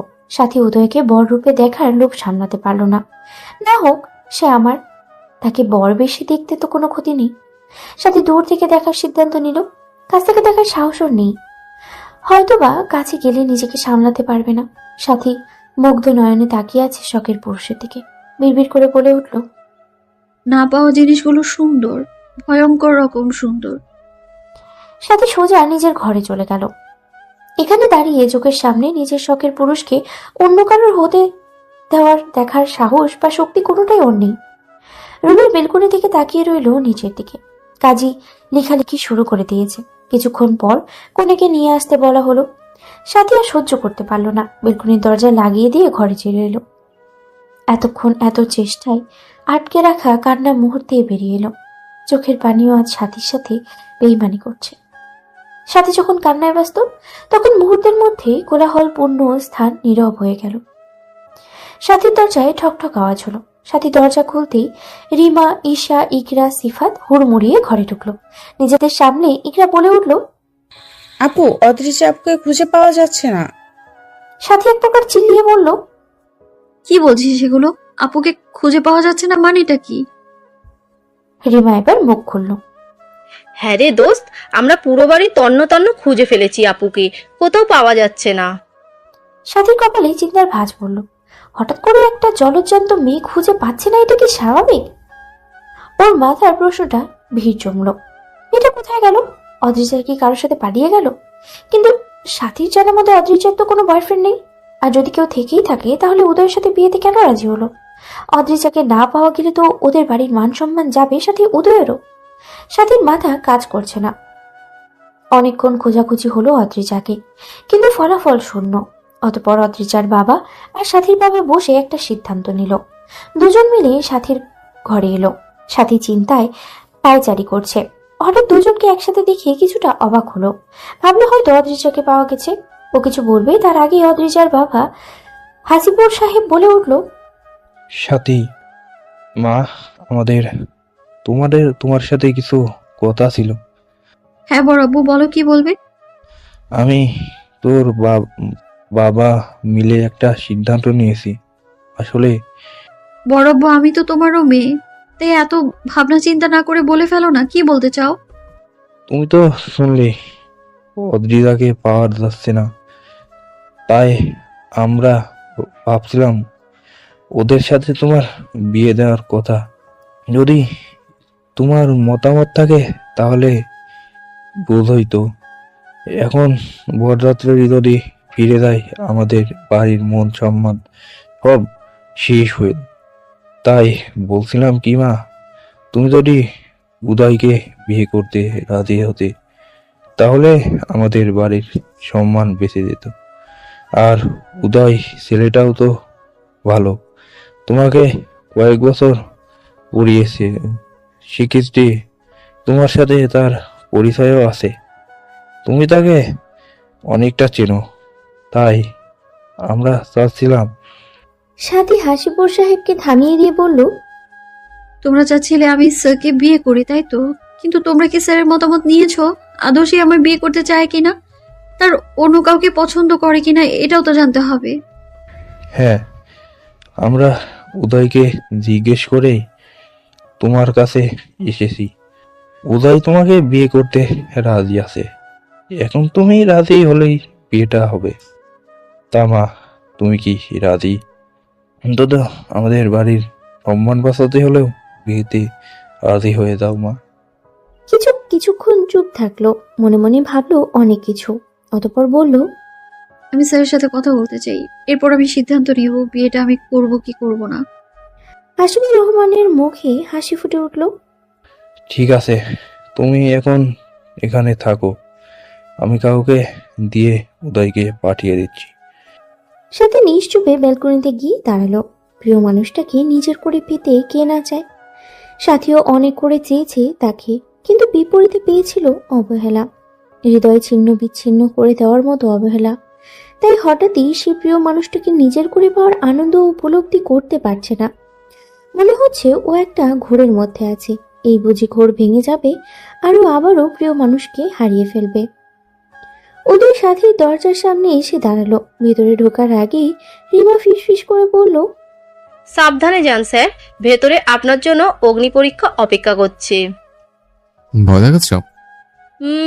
সাবধান করেছি, সামলে যাবেন। উদয় কথার বিপরীতে উত্তর না দিয়ে দরজা খুলে ভিতরে প্রবেশ করলো। চোখ মেলালো সারা ঘরে, কিন্তু কোথাও সাথীর দেখা মিলল না। বেলকনির দিকে খেয়াল করতেই নজরে এলো নেভি ব্লু শাড়ির আঁচল হাওয়ায় ধুয়ে যাচ্ছে। উদয় নিঃশব্দে এগিয়ে গেল সেই দিকে, কিছুটা দূরত্ব রেখে দাঁড়ালো সাথীর পাশে। নিস্তব্ধতায় কেটে গেল কিছু প্রহর। আমাকে বিয়ে করতে রাজি হওয়ার কারণ কি ডিয়ার স্যার? শুধুই কি মান সম্মান রক্ষা? ধরে নাও তাই। তাহলে আপনি আসতে পারেন, আমি এই বিয়েতে রাজি নই। আর যদি বলি ভালোবাসি? সাথী উচ্চস্বরে হেসে উঠল। ভালোবাসা শব্দটা ঠিক আপনার মুখে মানায় না। ভালোবাসলে তাকে অবহেলা করা যায় না, আগলে রাখতে হয় তাকে। তা হঠাৎ অবহেলা করা ছাত্রীকে পাত্রী বানাতে ইচ্ছে হলো যে? বুঝে বললাম ভালোবাসি, তাই। আমি চোখের সামনে আপনাকে অন্য নারীর হাত ধরতে দেখেছি, তার সাথে হেসে হেসে বিয়ের পরিকল্পনা করছিলেন আপনি। হঠাৎ আমার প্রতি ভালোবাসা উতলে উঠলো, ব্যাপারটা সন্দেহজনক নয় কি? সবসময় আমরা চোখের সামনে যেটা দেখি সেটা সত্য নাও হতে পারে, এর পেছনে লুকিয়ে থাকে হাজার কারণ, হাজার বারণ। তা শুনি সেই কারণ। এখন বলা যাবে না, সঠিক সময় এলে সব জানতে পারবে। দীর্ঘ 4-5 বছর পরেও বলবেন সঠিক সময় হয়নি? হয়তো। কিছুক্ষণ নীরবতা। উদয় হঠাৎ প্রশ্ন করলো, পূর্বের মানুষটাকে কি এখনো ভালোবাসো? না। উদয় চট করে বলল, তোমার হাতের মেহেদি সাক্ষী, তুমি তাকে ভালোবাসো কিনা? সাথী নিজের হাতের মেহেদির দিকে নজর দিল। মেহেদির ডিজাইনের মাঝে ভেসে আছে ইংরেজি 4 অক্ষরের লেখা একটি নাম, উদয়। সাথী চমকালো। ওর হাতে উদয়ের নাম কখন লেখা হলো আর কেই বা লিখলো, ভেবেও কোনো উত্তর পেল না। সাথী বিছানায় যেয়ে বসলো। উদয় ওর পায়ের কাছটায় বসে ওর হাত দুটো নিজের হাতের মুঠো নিল। সাথী অন্যদিকে ফিরে বলল, উঠুন। আমি উঠবো না। যতক্ষণ না তুমি আমাকে বিয়ে করতে রাজি হচ্ছ ততক্ষণ আমি এখানে বসে থাকবো। সাথী কিছুক্ষণ ভাব ধরল। শখের পুরুষকে নিজের করে পাওয়ার সুযোগ কয়জনই বা পায়। সাথী যেহেতু ভাগ্যের জোরে হারাতেই পেয়েছে, সেই সুযোগটা হাতছাড়া করবে না। আগে মানুষটাকে নিজের নামই লিখে নিবে, তারপরে কড়াই গন্ডায় উসুল করবে তাকে দেওয়া অবহেলাগুলো। শুধু আসলে সব কিছু ফিরিয়ে দেবে। ভালোবাসে বলে এক চুল পরিমাণও ছাড় সে দেবে না। এভাবে কেটে গেল কিছু মুহূর্ত। উদয় এখনো সাথীর হাত ধরেই বসে আছে। নাছর বান্দা সে। আমি রাজি। উদয় মুহূর্ত ব্যয় না করে উঠে সাথীকে জড়িয়ে ধরল। এক মুহূর্তের ব্যবধানে ছেড়ে দিয়ে বলল, তুমি থাকো, আমি সবাইকে আমাদের বিয়ের আয়োজন করতে বলে আসি। সাথী যেন হতভম্ব হয়ে গেল। মুহূর্তের ভিতরেই কি থেকে কি হয়ে গেল সবকিছু ওর মাথার উপর দিয়ে যাচ্ছে। মুহূর্তের ব্যবধানে নিজেকে সামলে ঘটনা বুঝতেই লজ্জায় রাঙা হয়ে গেল। হুড়মুড়িয়ে ঘরের ভেতরে ঢুকলো ঈশা, রিমা, ইকরা। ওদের হাতে অদ্রিজার জন্য নানা বিয়ের শাড়ি, গয়না, কসমেটিক্স। ঘন্টা খানেকের মধ্যেই তিনজন মিলে সাথীকে বহুরূপে সাজিয়ে ফেললো। সাথী আয়নায় নিজেকে দেখছে, লাল টুকটুকে বেনারসি, দু হাতে মুঠো ভর্তি চুড়ি, গলা জুড়ে সোনার হার, মুখে অল্প বিস্তৃত প্রসাধনীর ছোঁয়া। এতে যেন সাথীকে পরিপূর্ণ লাগছে। ঈশা, রিমা, ইকরা মুগ্ধ নয়নে চেয়ে আছে সাথীর দিকে। মেয়েটাকে বিয়ের সাথে এতটা সুন্দর না লাগলে ওরা হয়তো ভাবতেই পারেনি যে এতটা সুন্দর লাগবে। রিমা কাজল দিয়ে সাথীর কানের পিছনে লাগিয়ে দিল। মাশাআল্লাহ দোস্ত, তোকে বিয়ের সাজে অনেক সুন্দর লাগছে। ঈশা পাশ থেকে বলল, আপু তোমাকে অনেক অনেক সুন্দর লাগছে, একদম লাল টুকটুকে বউ লাগছে। সাথে ওদের কথায় লজ্জায় চাদরে মরে যাচ্ছে। হঠাৎ সব লজ্জারা যেন ওকে ঘিরে ধরল। সেই মুহূর্তে উদয় হলো সিফাত। কিছুক্ষণ সাথীর দিকে চেয়ে সাথীর হাত ধরে বলল, আমার এত সুন্দর একটা বান্ধবীকে অন্য কেউ বিয়ে করে নিয়ে যাবে, আমি সেটা মানতে পারছি না। দোস্ত চল, তুই আর আমি পালিয়ে যাই। সাথী সিফাতের পিঠে ধাম করে কিল বসালো। শয়তান ছেলে। সিফাত পিঠে হাত দিয়ে চেহারার ব্যথা দূর ভাব এনে বলল, এই জন্যই কারো ভালো করতে নেই। সাথী রাগে ফুঁসে উঠে বলল, তোকে কেউ বলেছে ভালো করতে? সিফাত কিছু বলবে তার পূর্বেই নিজ থেকে সাথীকে নিয়ে যাওয়ার জন্য ডাক পড়ল। রিমা সাথীর মাথায় সুন্দর করে ওড়না পরিয়ে দিল। সাথীকে এক পাশ থেকে ইশারা আর ওড়না পাশ থেকে রিমা ধরে নিচে নামালো। ঈশার সিফাত ওদের পেছনে পেছনেই আসছে। সাথী নামতেই ওর আম্মুর সামনে পড়ল। শায়লা বেগম মেয়েকে দেখে আবেগে আপ্লুত হয়ে গেলেন। সাথীর মুখের উপর থেকে ওড়না সরিয়ে কপালে চুমু খেলেন। সুখী হও মা। সাথীকে নিয়ে উদয়ের সামনে ঠিক বরাবর বসানো হলো। সাথী মাথা নিচু করে নিচের দিকে তাকিয়ে তাকিয়ে আছে। কাজে পুনরায় বিয়ে পড়ানো শুরু করলো। হাফিজুর সাহেব, শায়লা বেগম দুজনেই মেয়ের পাশে বসে দাঁড়ালেন। এরকম একটা সময়ে প্রতিটা মেয়ে তার বাবা মাকে পাশে যায়। কাজী সাহেব বলে উঠলেন, বলো মা কবুল। সাথীর কলিজা কেঁপে উঠল। স্মৃতিতে ভেসে উঠল স্বপ্নের সেই ভয়াবহ দৃশ্য, কিন্তু বাস্তব ঘটনা অন্য। সাথী নিজেকে সামলে নিল, বাবা মায়ের দিকে তাকালো, দুজনের থেকে সম্মতি পেয়ে বলে দিল, কবুল কবুল কবুল।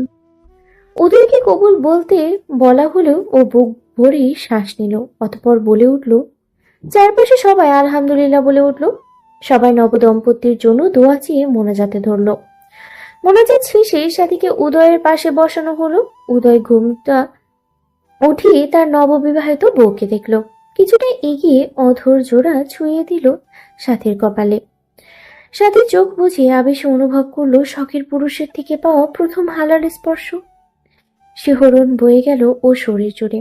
উদয় সরে গিয়ে পুনরায় দৃষ্টিপাত করলো সাথীর মুখশ্রীতে। সাথী তির্যক চোখে চেয়ে আছে উদয়ের পানে। এই চাহনি উদয়ের হৃদয় এফোর ওফোর করে দিচ্ছে।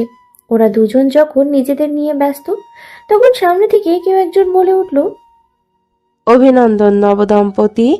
তুমি? আকস্মাৎ অদ্রিজাকে দেখে সাথী অবাক হয়ে যায়। ফ্যালফ্যাল করে কিছু মুহূর্ত তাকিয়ে থাকে অদ্রিজার দিকে। সাথী অদ্রিজাকে দেখে অবাক হলেও বাকি সবাই তখন খিলখিল করে হেসে দেয়। সাথী এতে ভ্যাবাচিকা খেয়ে যায়। ওকে এমন বললো যে সবাই হেসে দিল। আর অদ্রিজা যদি পালিয়ে গিয়েই থাকে তাহলে সেইখানে কি করছে? ওর মাথা ঘুরপাক আছে নানা প্রশ্নে। তখন উদয় মুচকি হেসে বলল, ধন্যবাদ আদ্রিজা। অদ্রিজা হেসে বলল, ধন্যবাদ দেয়া লাগবে না ভাইয়া, আপনারা দুজন এত কিছুর পর এক হয়েছেন, এতেই আমি খুশি। পাশ থেকে রিমা, ঈশা, সিফাত, ঐশী, আশিক একসাথে বলে উঠল, আমরা যে এত কিছুই করলাম। উদয় বলল, তোমাদের সবাইকে ধন্যবাদ। সবাই পুনরায় বলে উঠল, আমরা ধন্যবাদ চাই না। তাহলে কে চাও তোমরা? আমরা টুইট চাই। ওকে, ডান। সবাই একসাথে চিৎকার করে বলে উঠল, আমাদের বেস্ট দুলাভাই। সাথী চুপচাপ বসে আছে। ও ওদের কথার আগামাথা কিছুই বুঝতে পারছে না। বসে বসে ওদের কথা শুনে যাচ্ছে। অদ্রিজা সাথীর দিকে তাকিয়ে বলল, কিছুই বুঝতে পারছিস না? সাথী মাথা নেড়ে না বোঝালো। আবার সবাই একসাথে হেসে ফেললো। সাথী এবার রেগে গেল। রাগী কণ্ঠে বলল, আজব সমস্যা কি তোমাদের? এভাবে হাসছো কেন? কিছু না বুঝলে বলবো না? অদ্রিজার দিকে তাকিয়ে বলল, তুমি না পালিয়ে গিয়েছিলে, তাহলে তুমি এখানে কিভাবে? আর তোমরা কি নিয়ে কথা বলছো? আমি কিছু বুঝতে পারছি না, আমায় একটু বলবে কি হয়েছে? অদ্রিজা সাথীর পাশে বসলো, সাথীকে থামিয়ে দিয়ে বলল, তুই একটু শান্ত হ, একটু ওয়েট কর, সব জানতে পারবি। ঠিক আছে। বাড়ির ভিতরে বড়রা মিটিং করছে সাথী আর উদয়কে নিয়ে। সব আলোচনা শেষে সিদ্ধান্ত নেওয়া হলো, সাথী অনার্স শেষ করে দেশে ফিরলে তখন একেবারে বড় করে অনুষ্ঠান করে উঠিয়ে নিয়ে যাওয়া হবে। আজকে বিয়েতে সাথী আর উদয়ের কাছে সব আত্মীয়রা ছিল। উদয় আজকে এখানেই থাকবে। সাথী যেহেতু ইউনিভার্সিটি থেকে বেশি দিনের ছুটি নিয়ে আসতে পারেনি, তাই এবার আর কোনো অনুষ্ঠান তারা করবে না। সাথীরা সব কাজিনেরা মিলে ছাদে যেয়ে বসলো। আগে থেকেই সেখানে সব ব্যবস্থা করে রাখা হয়েছিল। সবাই বসতেই সাথী বলে উঠল, এবার বলো। অদ্রিজা উদয়ের দিকে তাকিয়ে বলল, ভাইয়া আপনি বলবেন নাকি আমি বলবো? তুমি বলো। অদ্রিজা বলা শুরু করলো, উদয় ভাইয়ার সাথে আমার না, তোর বিয়ে ঠিক হয়েছিল। তোকে মিথ্যে কথা বলে দেশে আনা হয়েছে, কারণ তোর ভাইয়ার প্রতি অনেক রাগ অভিমান ছিল। তখন তোকে যদি আমরা তোর সাথে ভাইয়ার বিয়ের কথা বলতাম, তুই রেগে যেতি, হয়তো দেশেও আসতি না। দেশে আসার পর আমরা তোর সামনে সবাই অভিনয় করেছি যে আমার সাথে উদয় ভাইয়ার বিয়ে, আর আজকে আমার পালিয়ে যাওয়াটাও আমাদের প্ল্যানের মধ্যে ছিল। আমি কোথাও যাইনি, আমি ছাদে ছিলাম। আমরা প্ল্যান করেছিলাম আমি বিয়ের দিন পালিয়ে যাওয়ার অভিনয় করব। তখন বাবা আর ছোট বাবা মিলে তোকে বাড়ির সম্মান রাখতে বিয়ে করতে বলবে। তখন তুই বাড়ির সম্মানের কথা ভেবে হলেও বিয়েতে রাজি হবি, এবং সেটাই হয়েছে। সাথী যেন বাকরুদ্ধ হয়ে গেল। ওর পরিবারের সবাই ওর সাথে এমন করতে পারলো? ও কতটা কষ্ট ছিল সেটা কেউ বুঝলোই না। সাথীর মনে এখনো কিছু প্রশ্ন আছে। তাই অদ্রিজাকে জিজ্ঞেস করলো, আমার সাথে যদি স্যারের বিয়ে ঠিক ছিল, তাহলে সেদিন শপিং এর সময় যে তোমরা দুজন হাত ধরে হাঁটছিলে? উদয় আর অদ্রিজা একসাথে হেসে দিল। অদ্রিজা সাথীর মাথায় গাঁটটা মেরে বলল, বোকা মেয়ে, সেটা আমার অভিনয় করেছি। ভাইয়া তোর রিয়াকশন দেখতে চাচ্ছিল, তুই আমাদের দুজনকে একসাথে দেখে জেলাস হোস কিনা তাই। সাথী ফোঁস করে নিঃশ্বাস ছাড়লো। তার পিছনে সবাই এত কিছু করে ফেললো যে সে কিছুই বুঝতে পারলো না। সাথী রিমা, ঈশা আর সিফাতের দিকে তাকালো। তোরাও জানতি সবটা?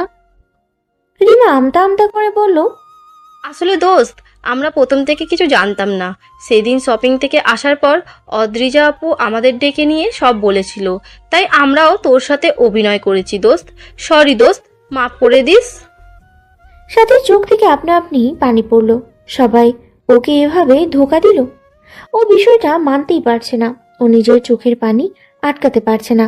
কাঁদতে কাঁদতে বলল, ওরা সবাই খারাপ, সবাই। এই নিষ্ঠুর মানুষটা আমায় যেমন কষ্ট দিয়েছে, তোমরা সবাই মিলেও কষ্ট দিয়েছো আমায়। অতঃপর রিমা, ঈশা আর সিফাতের দিকে তাকিয়ে বলল, তোরাও আমার সাথে এমনটা করতে পারলি? তোরা তো জানতিস সবটা। আমি এই মানুষটাকে কতটা ভালোবাসি। নিজের চোখের সামনে নিজের প্রিয় মানুষটা অন্য কারো হতে দেখার কষ্ট বুঝবি কি তোরা? এটা তোরা সব কটা বেমান, সবাই। সাথী কাঁদতে কাঁদতেই চলে গেল। ওর পিছু পিছু সবাই গেল। সাথী নিজের রুমে যেয়ে দরজা আটকে দিল। সবাই দরজার বাইরে এসে দাঁড়ালো। রিমা, ঈশা আর সিফাত সাথীর কাছে অনেকক্ষণ ক্ষমা চাইল, কিন্তু সাথী নিরুত্তর। ভেতর থেকে ওর কোনো সারা শব্দ পাওয়া গেল না। সবাই কিছুক্ষণ ওর দরজা ধাক্কায় সাথী দরজাও খুলল না। মুহূর্তেই সবার মন খারাপ হয়ে গেল। সত্যি তো, ওদের জন্য মেয়েটা কতটা কষ্ট পেল। এছাড়া ওদের কাছে কোনো উপায়ও তো ছিল না। সাথী যে পরিমাণ একরোখা মেয়ে, ও উদয়ের সাথে ওর বিয়ের কথা শুনলে রেগে ফোয়ারা হয়ে যেত। সবাই অনেকক্ষণ ডাকাডাকি করে কোনো সারা শব্দ না পেয়ে চলে গেল। সাথী অঝরেই কাঁদছে। সবাই মিলে ওর সাথে এমনটা না করলেও তো পারত। ও কতটা কষ্ট পাবে বা পেয়েছে সেটা কেউ ভাবেনি। প্রিয় মানুষটাকে অন্য কারোর হতে দেখা মৃত্যুর সমতুল্য। না যায় কিছু করা আর না যায় সহ্য করা। ও তিলে তিলে শেষ হয়ে যাচ্ছিল। আর সবাই কিনা ওর সাথে অভিনয় করলো। সাথী কাউকে মাফ করবে না, কাউকে না। সাথে কিছুক্ষণ কেঁদে নিজেকে হালকা করলো, চোখে মুখে পানি দিল। এখন ওর কিছুটা হলেও ভালো লাগছে। অবশেষে ও নিজের ভালোবাসার মানুষকে জীবনসঙ্গী হিসেবে পেয়েছে। ওর সকল কষ্ট সার্থক হয়েছে। ওর মুখে সফলতার হাসি ফুটে উঠল। দরজা খুলে বেরিয়ে পেল। এখন ওর কফি খাওয়ার দরকার, মাথাটা ব্যথা করছে। সাথীকে বের হতে দেখে সবাই ওর সাথে কথা বলতে এলো, কিন্তু ও কাউকে পাত্তা দিল না। রান্নাঘরে যেয়ে কফি বানিয়ে আবার ঘরে চলে এলো। হাসিবুর সাহেব আর হাফিজুর সাহেবের মন যেন পাথর হয়ে সরে গেল, মন থেকে যেন পাথর সরে গেল। তারা ভেবেছিল সাথী হয়তো তাদের সাথে রাগ করবে, কিন্তু সাথীর কথায় দুজনই খুশি হলো। খাওয়ার সময় আর কোনো কথা হলো না। সাথী খেয়ে নিজের রুমে চলে গেল। কিছুক্ষণ পর রিমা, ঈশা আর অদ্রিজা মিলে উদয়কে সাথীর রুমের সামনে নিয়ে এলো। উদয় বাইরে দাঁড়িয়ে আছে, তা দেখে ঈশা টিটকারি মেরে বলল, কি দুলাভাই, ভিতরে যাচ্ছেন না যে? উদয় বিড়বিড় করে বলল, ভেতরে যাওয়ার জন্য জমা অপেক্ষা করছে, কাছে গেলে আমি শেষ। কিছু বললেন দুলাভাই? না না, কিছু না, যাচ্ছি তো। উদয় ভিতরে ঢুকে দরজা আটকে দিল। সাথীকে রুমে না দেখে বেলকনিতে গেল। সাথী আকাশের দিকে এক ধ্যানে তাকিয়ে আছে। উদয় যেয়ে ওর পাশে দাঁড়ালো। নিঃশব্দে কেটে গেল কিছু প্রহর, কারোর মুখে কোনো কথা নেই। উদয় প্রথম মুখ খুলল। তুমি কি আমার উপর রেগে আছো? কথাটা যেন আগুনে ঘি ফেলার কাজ করলো। সাথী উদয়ের দিকে ফিরেই চোখে চোখ রেখে বলল, সেটা কি স্বাভাবিক নয়? তোমার রাগ করে থাকা স্বাভাবিক। তখন আমি তোমার সাথে যেটা করেছিলাম, আমার কাছে সেটা সঠিক মনে হয়েছিল। আপনার এমনটা মনে হওয়ার কারণ? সেই সময়টাতে তুমি আমার উপর বেশি আসক্ত হয়ে যাচ্ছিলে। পড়াশোনায় অবনতি হচ্ছিল তোমার। আমি কখনো চাইনি আমার জন্য তোমার পড়াশোনার কোনো ক্ষতি হোক, তাই তো তোমার থেকে দূরে যাওয়া। ডিয়ার স্যার, আমি তখন এতটাও ছোট ছিলাম না। কলেজ পড়ুয়া মেয়ে ছিলাম আমি। আমাকে বুঝিয়ে বলে অবশ্যই বুঝতাম আমি। হয়তো বুঝতে। সাথী উদয়ের চোখে চোখ রেখে বলল, আপনি আমাকে প্রতিনিয়ত জ্বালিয়ে পড়িয়ে কি মজা পান? আমি তোমাকে জ্বালিয়ে পুড়িয়ে খাঁটি সোনা বানাতে চাই, যাতে থাকবে না কোনো খাদ, যে চকচক করবে আমার ভালোবাসায়। নিকশ কালো আধারে ঢাকা পৃথিবী, পরিবেশে নেই কোনো কোলাহল। নিস্তব্ধ পরিবেশে নিঃশব্দে বেলকনিতে দাঁড়িয়ে আছে উদয় আর সাথী। দুজনের মাঝে হচ্ছে না কোনো বাক্য বিনিময়। সাথী মুগ্ধ চোখে চেয়ে আছে চাঁদের পানে, আর উদয় মুগ্ধ দৃষ্টিতে তাকিয়ে আছে তার সদ্য বিবাহ করা বধূর পানে। মেয়েটার মুখটা যেন মায়ার আদলের সৃষ্টি। উদয় সেটা হতে চোখ ফেরাতেই পারছে না। নিজেকে হারিয়ে ফেলেছে প্রেয়সীর মায়াবী চোখে। সে বারে বারে নিজেকে হারাতে চায় প্রেয়সীর মাঝে, কিন্তু প্রেয়সী চেয়ে তার সাথে নারাজ। সে কিভাবে ভাঙাবে প্রেয়সীর মন? ইচ্ছাই বা অনিচ্ছাই হলেও সে মেয়েটাকে অনেক কষ্ট দিয়ে ফেলেছে। যেভাবেই হোক তাকে প্রেয়সীর মন ভাঙাতেই হবে। উদয় হাত ঘড়ির দিকে তাকিয়ে দেখলো রাত 2টো বেজে গিয়েছে। উদয় সাথীর দিকে কিছুটা এগিয়ে গেল। সাথী পিছিয়ে গিয়ে চিল্লিয়ে বলল, দূরে যান, আপনি আমার কাছে আসবেন না, অসভ্য লোক। আপনি এখানে এতদিন আমায় কষ্ট দিয়েছেন এইভাবে, এখন আপনার পালা। উদয় করুণ চোখে চেয়ে বলল, এরকম কথা বলে না বউ, আল্লাহ পাপ দেবে। অনেক রাত হয়েছে, ঘুমোতে চলো। আপনার ঘুম পেলে আপনি গিয়ে ঘুমান, তা আমার চোখের সামনে থেকে যান। আপনাকে আমার সহ্য হচ্ছে না। এতটাও নিষ্ঠুর হয় না। আপনার যে কিছুটা হলেও কম আছি। উদয় কিছু বলার মতো ভাষা খুঁজে পেল না। মেয়েটাকে সে সত্যি অনেক কষ্ট দিয়ে ফেলেছে। নিশ্চুপে চলে এলো বেলকনি থেকে। বিছানায় বসে ভাবছে কিভাবে প্রেয়সীর মন ভাঙাবে। ভালো তো সেও বাসত, শুধু প্রকাশ করেনি, রেখেছে নিজের মনের মাঝে। ভাবনায় কেটে গেল অনেকটা সময়। উঠে বেলকনিতে গেল। সাথে দেয়ালের সাথে হেলান দিয়ে ঘুমিয়ে আছে। সারাদিনের ক্লান্তিতে নেতিয়ে পড়েছে মেয়েটা। উদয় সাথীকে সাবধানে কোলে তুলে নিল, ঘরে এনে বিছানায় শুইয়ে দিল। খুব সাবধানে সাথীর গায়ে গয়নাগুলো খুলে ফেলল। ঘরের বাতি নিভিয়ে দিয়ে ডিম লাইট জ্বালিয়ে দিল। চেয়ার টেনে বসলো সাথীর পাশে। নিষ্পলক তাকিয়ে রইল প্রেয়সীর পানে। ডিম লাইটের আলোয় প্রেয়সীর সৌন্দর্য আরো কয়েক গুণ বেড়ে গিয়েছে। দীর্ঘ 3টা বছর প্রেয়সীকে না দেখে কাটিয়েছে। আজ সারা রাত ভরে প্রেয়সীর মায়াবী মুখখানা দেখলেও যে 3 বছরের তৃষ্ণা মিটবে না। শেষবার যখন মেয়েটাকে দেখেছিল তখন সাথে ছিল কিশোরী, আর এখন প্রাপ্তবয়স্ক তরুণী। আগের চেয়ে মেয়েটা আরো সুন্দর হয়ে গিয়েছে। উদয় সাথীর দিকে তাকিয়ে থাকতে থাকতে একসময় বিছানায় মাথা রেখে ঘুমিয়ে পড়ে। সারাদিনে তার উপর দিয়েও তো অনেক ধকল গেছে। সকলের স্নিগ্ধতা ছড়িয়ে রয়েছে পরিবেশে। সাথীর ঘুম ভেঙে গেল। চোখ কচলে উঠে বসলো। নিজেকে বিছানায় দেখে অনেকটা অবাকই হলো।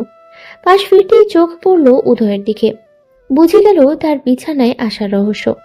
উদয় বেঘরে ঘুমাচ্ছে। সাথী ভেবে পায় না এভাবে কেউ ঘুমাতে পারে। মানুষটার ঘাড় ব্যথা করবে তো। উদয় সিল্কের চুলগুলো হাওয়ায় তালে তালে দুলছে। সাথীর ইচ্ছে হলো চুলগুলো ছুঁয়ে দিতে, কিন্তু মানুষটা যদি উঠে যায় তখন লজ্জায় পড়তে হবে। পরক্ষণেই ভাবলো উঠবে, পরপুরুষ তো আর নয়। তার 3 কবুল পরে বিয়ে করা তার নিজের স্বামী। সাথে হাত বাড়িয়ে ছুঁয়ে দিল হৃদয়ের সিল্কি চুলগুলো। কিছুক্ষণ চুলের মাঝে হাত বুলিয়ে চুলগুলো এলোমেলো করে দিয়ে উঠে পড়ল। গায়ে এখনো বিয়ের শাড়ি, দ্রুত শাড়ি পরিবর্তন করা প্রয়োজন। 1 সেট 3 পিস নিয়ে ওয়াশরুমে ঢুকে পড়ল। সাথে ওয়াশরুমের দরজা লাগাতেই উদয় সোজা হয়ে উঠে বসলো। এতক্ষণ সে জেগেই ছিল, ওর ঘুমই খুবই হালকা। তাই সাথী যখন ওর চুলে হাত দিয়েছে তখনই ওর ঘুম ভেঙে গিয়েছে, কিন্তু প্রেয়সীর ছোঁয়া অনুভব করার জন্য এতক্ষণ ঘুমের ভান ধরেছিল। ঘাড় নাড়াতেই ঘাড়ে ব্যথা অনুভব করলো। হাত দিয়ে মাসাজ করা শুরু করলো। খট করে খুলে গেল ওয়াশরুমের দরজা। উদয় সেদিকে তাকালো। সাথী বেরিয়ে এলো। ওকে দেখে মনে হচ্ছে সদ্য গোসল করে বেরিয়েছে। মুখে লেগে আছে পানির ফোঁটা। মেয়েটাকে অনেক স্নিগ্ধ লাগছে উদয়ের কাছে। গলদেশেও কিছুটা পানির অস্তিত্ব দেখা যাচ্ছে। উদয় নিজেকে কেমন বেসামাল অনুভব করলো। নজর ফিরিয়ে নিল। সাথে নিজেতেই মগ্ন ছিল। উদয়ের ধ্যান তার মাথা থেকে বেরিয়ে গিয়েছিল। সামনের দিকে দৃষ্টি ফেলতেই লক্ষ্য করলো উদয়কে হাত দিয়ে ঘাড় মাসাজ করছে। সাথে হাতের টাওয়াল বেলকুনিতে শুকাতে দিয়ে এসে মেডিসিনের বক্স থেকে মুভ বের করে উদয়ের সামনে ধরল। উদয় দেখেও না দেখার ভান করে অন্যদিকে ফিরে গেল। সাথে রাগ হচ্ছে। মুভ লাগিয়ে নিন, ব্যথা কমে যাবে। উদয় ওর দিকে ফিরল। পারলে লাগিয়ে দাও, না হলে থাক। সাথে ইচ্ছে করছে লোকটাকে ইচ্ছে মতো কথা শোনাতে। নিজের কারণেই ঘাড় ব্যথা হয়েছে, এখন আবার সাথীর কথায় ভাব দেখাচ্ছে। বিছানায় বসুন, নইলে যেই তাল গাছ আপনি, আমি তো আপনার ঘাড় নাগাল পাবো না। উদয় ভদ্র ছেলের মতো বসে পড়ল। সাথী সুন্দর মতো উদয়ের ঘাড়ি মুভ লাগিয়ে দিল। অতঃপর কোনো কথা না বলে ঘর থেকে বেরিয়ে গেল। উদয়ও ফ্রেশ হতে গেল। কিছুক্ষণের মাঝে সাথী হাতে চায়ের কাপ নিয়ে ফিরে এলো। উদয় বিছানায় বসা। চুপচাপ চায়ের কাপ বিছানার পাশে রাখা টেবিলে রেখে চলে এলো। উদয় বুঝলো প্রেয়সী তার অনেক অভিমান করেছে। এই অভিমান ভাঙাতে তার অনেক কাঠখড় পোড়াতে হবে। সাথী নিচে নামতে ঈশা, রিমা, সিফাত সবাই মিলে ঘিরে ধরল। অনেক করে মাফ চাইলো তাদের কাজের জন্য। সাথী বন্ধুদের সাথে রাগ দেখালেও ভিতরে ভিতরে খুশিই ছিল। সবাই তাকে তার ভালোবাসার সাথে মিলিয়ে দেওয়ার জন্য কি না করেছে। আচ্ছা আচ্ছা, তোদের মাফ করে দিলাম। সবাই একসাথে জড়িয়ে ধরলো ওকে। আরে সবাই মিলে এভাবে জড়িয়ে ধরলে আমি তো দম আটকে মরে যাব। সাথীকে ছেড়ে দিয়ে সবাই হেসে ফেলল। উপর থেকে সবটা দেখলো উদয়। সবার প্রতি দোয়া হলেও তার ক্ষেত্রে সাথী খুবই নির্দয়। দয়া এই যে সবাইকে মাফ করে দিল, আর তার সাথে রাগ দেখাচ্ছে, অভিমান করে আছে। ঠিকভাবে কথাও বলছে না, দেখলেই মুখ ঘুরিয়ে চলে যাচ্ছে। খাবারের জন্য ডাক পড়তেই সবাই খেতে বসলো। খাওয়ার মাঝে সবাই উদয়ের কাছে আবদার করলো বিকেলে ঘুরতে নিয়ে যেতে। উদয়ও বাক্য ব্যয় না করে রাজি হয়ে গেল। খাওয়া শেষে সবাই উদয়কে নিয়ে আড্ডায় বসলো। সাথীর মা চাচিদের রান্নার সাহায্যে করতে গেল। সাথী রান্নাঘরে গেল। বিকেলে সবাই মিলে তৈরি হচ্ছে। সাথী যেতে চাইলো না, কিন্তু সবাই মিলে জোর করায় রাজি হলো। সাথে লাল জামদানি শাড়ি পরে আয়নার সামনে বসে সাজুগুজু করছে। উদয় কিছু কাজে বাইরে গিয়েছিল। রুমে ঢুকতেই লাল শাড়ি পরা তার লাল টুকটুকে বইয়ের দিকে চোখ আটকে গেল। মুখ থেকে অস্ফুট স্বরে বেরিয়ে এলো, মাশাআল্লাহ। উদয় নিজের কপাল কাপড় নিয়ে ওয়াশরুমে চলে গেল। উদয় বের হতেই সাথী আর চোখে তাকালো। উদয়ের পরনে কালো শার্ট, কালো প্যান্ট। শ্যাম মানুষের সৌন্দর্যে সাথী পুনরায় বিমোহিত হলো। সাথীর সাজা শেষ, এখন শুধু কাজল পরাটা বাকি। উদয় এগিয়ে ড্রেসিং টেবিলের সামনে এলো। ঘড়ি নিয়ে হাতে পড়তে পড়তে সাথীর দিকে পূর্ণ দৃষ্টিতে তাকালো। সাথীর নজর কাড়া সৌন্দর্যে সে বারেবার হারিয়ে যাচ্ছে। ওর এখন ইচ্ছে করছে বুকের মাঝে লুকিয়ে রাখতে। ওর এত সুন্দর বউ নিয়ে বাহিরে বের হলে কত কত ছেলেই না তাকাবে। তখন যে উদয়ের কলিজা পুড়বে। এখন কিছু বললো, বউ যদি রাগ করে, তাই কিছু আর বললো না। দুজনের নিচে নামতেই সবাই মুগ্ধ চোখে তাকালো দুজনার দিকে। ওদের দুজনকে পাশাপাশি অনেক সুন্দর লাগছে, দেখেই মনে হচ্ছে মেড ফর ইচ আদার। সবাই মিলে নদীর পাড়ে ঘুরতে গেল। সাথী উদয়কে একটুও পাত্তা দিচ্ছে না। ঈশা আর রিমার সাথে গল্প করে যাচ্ছে।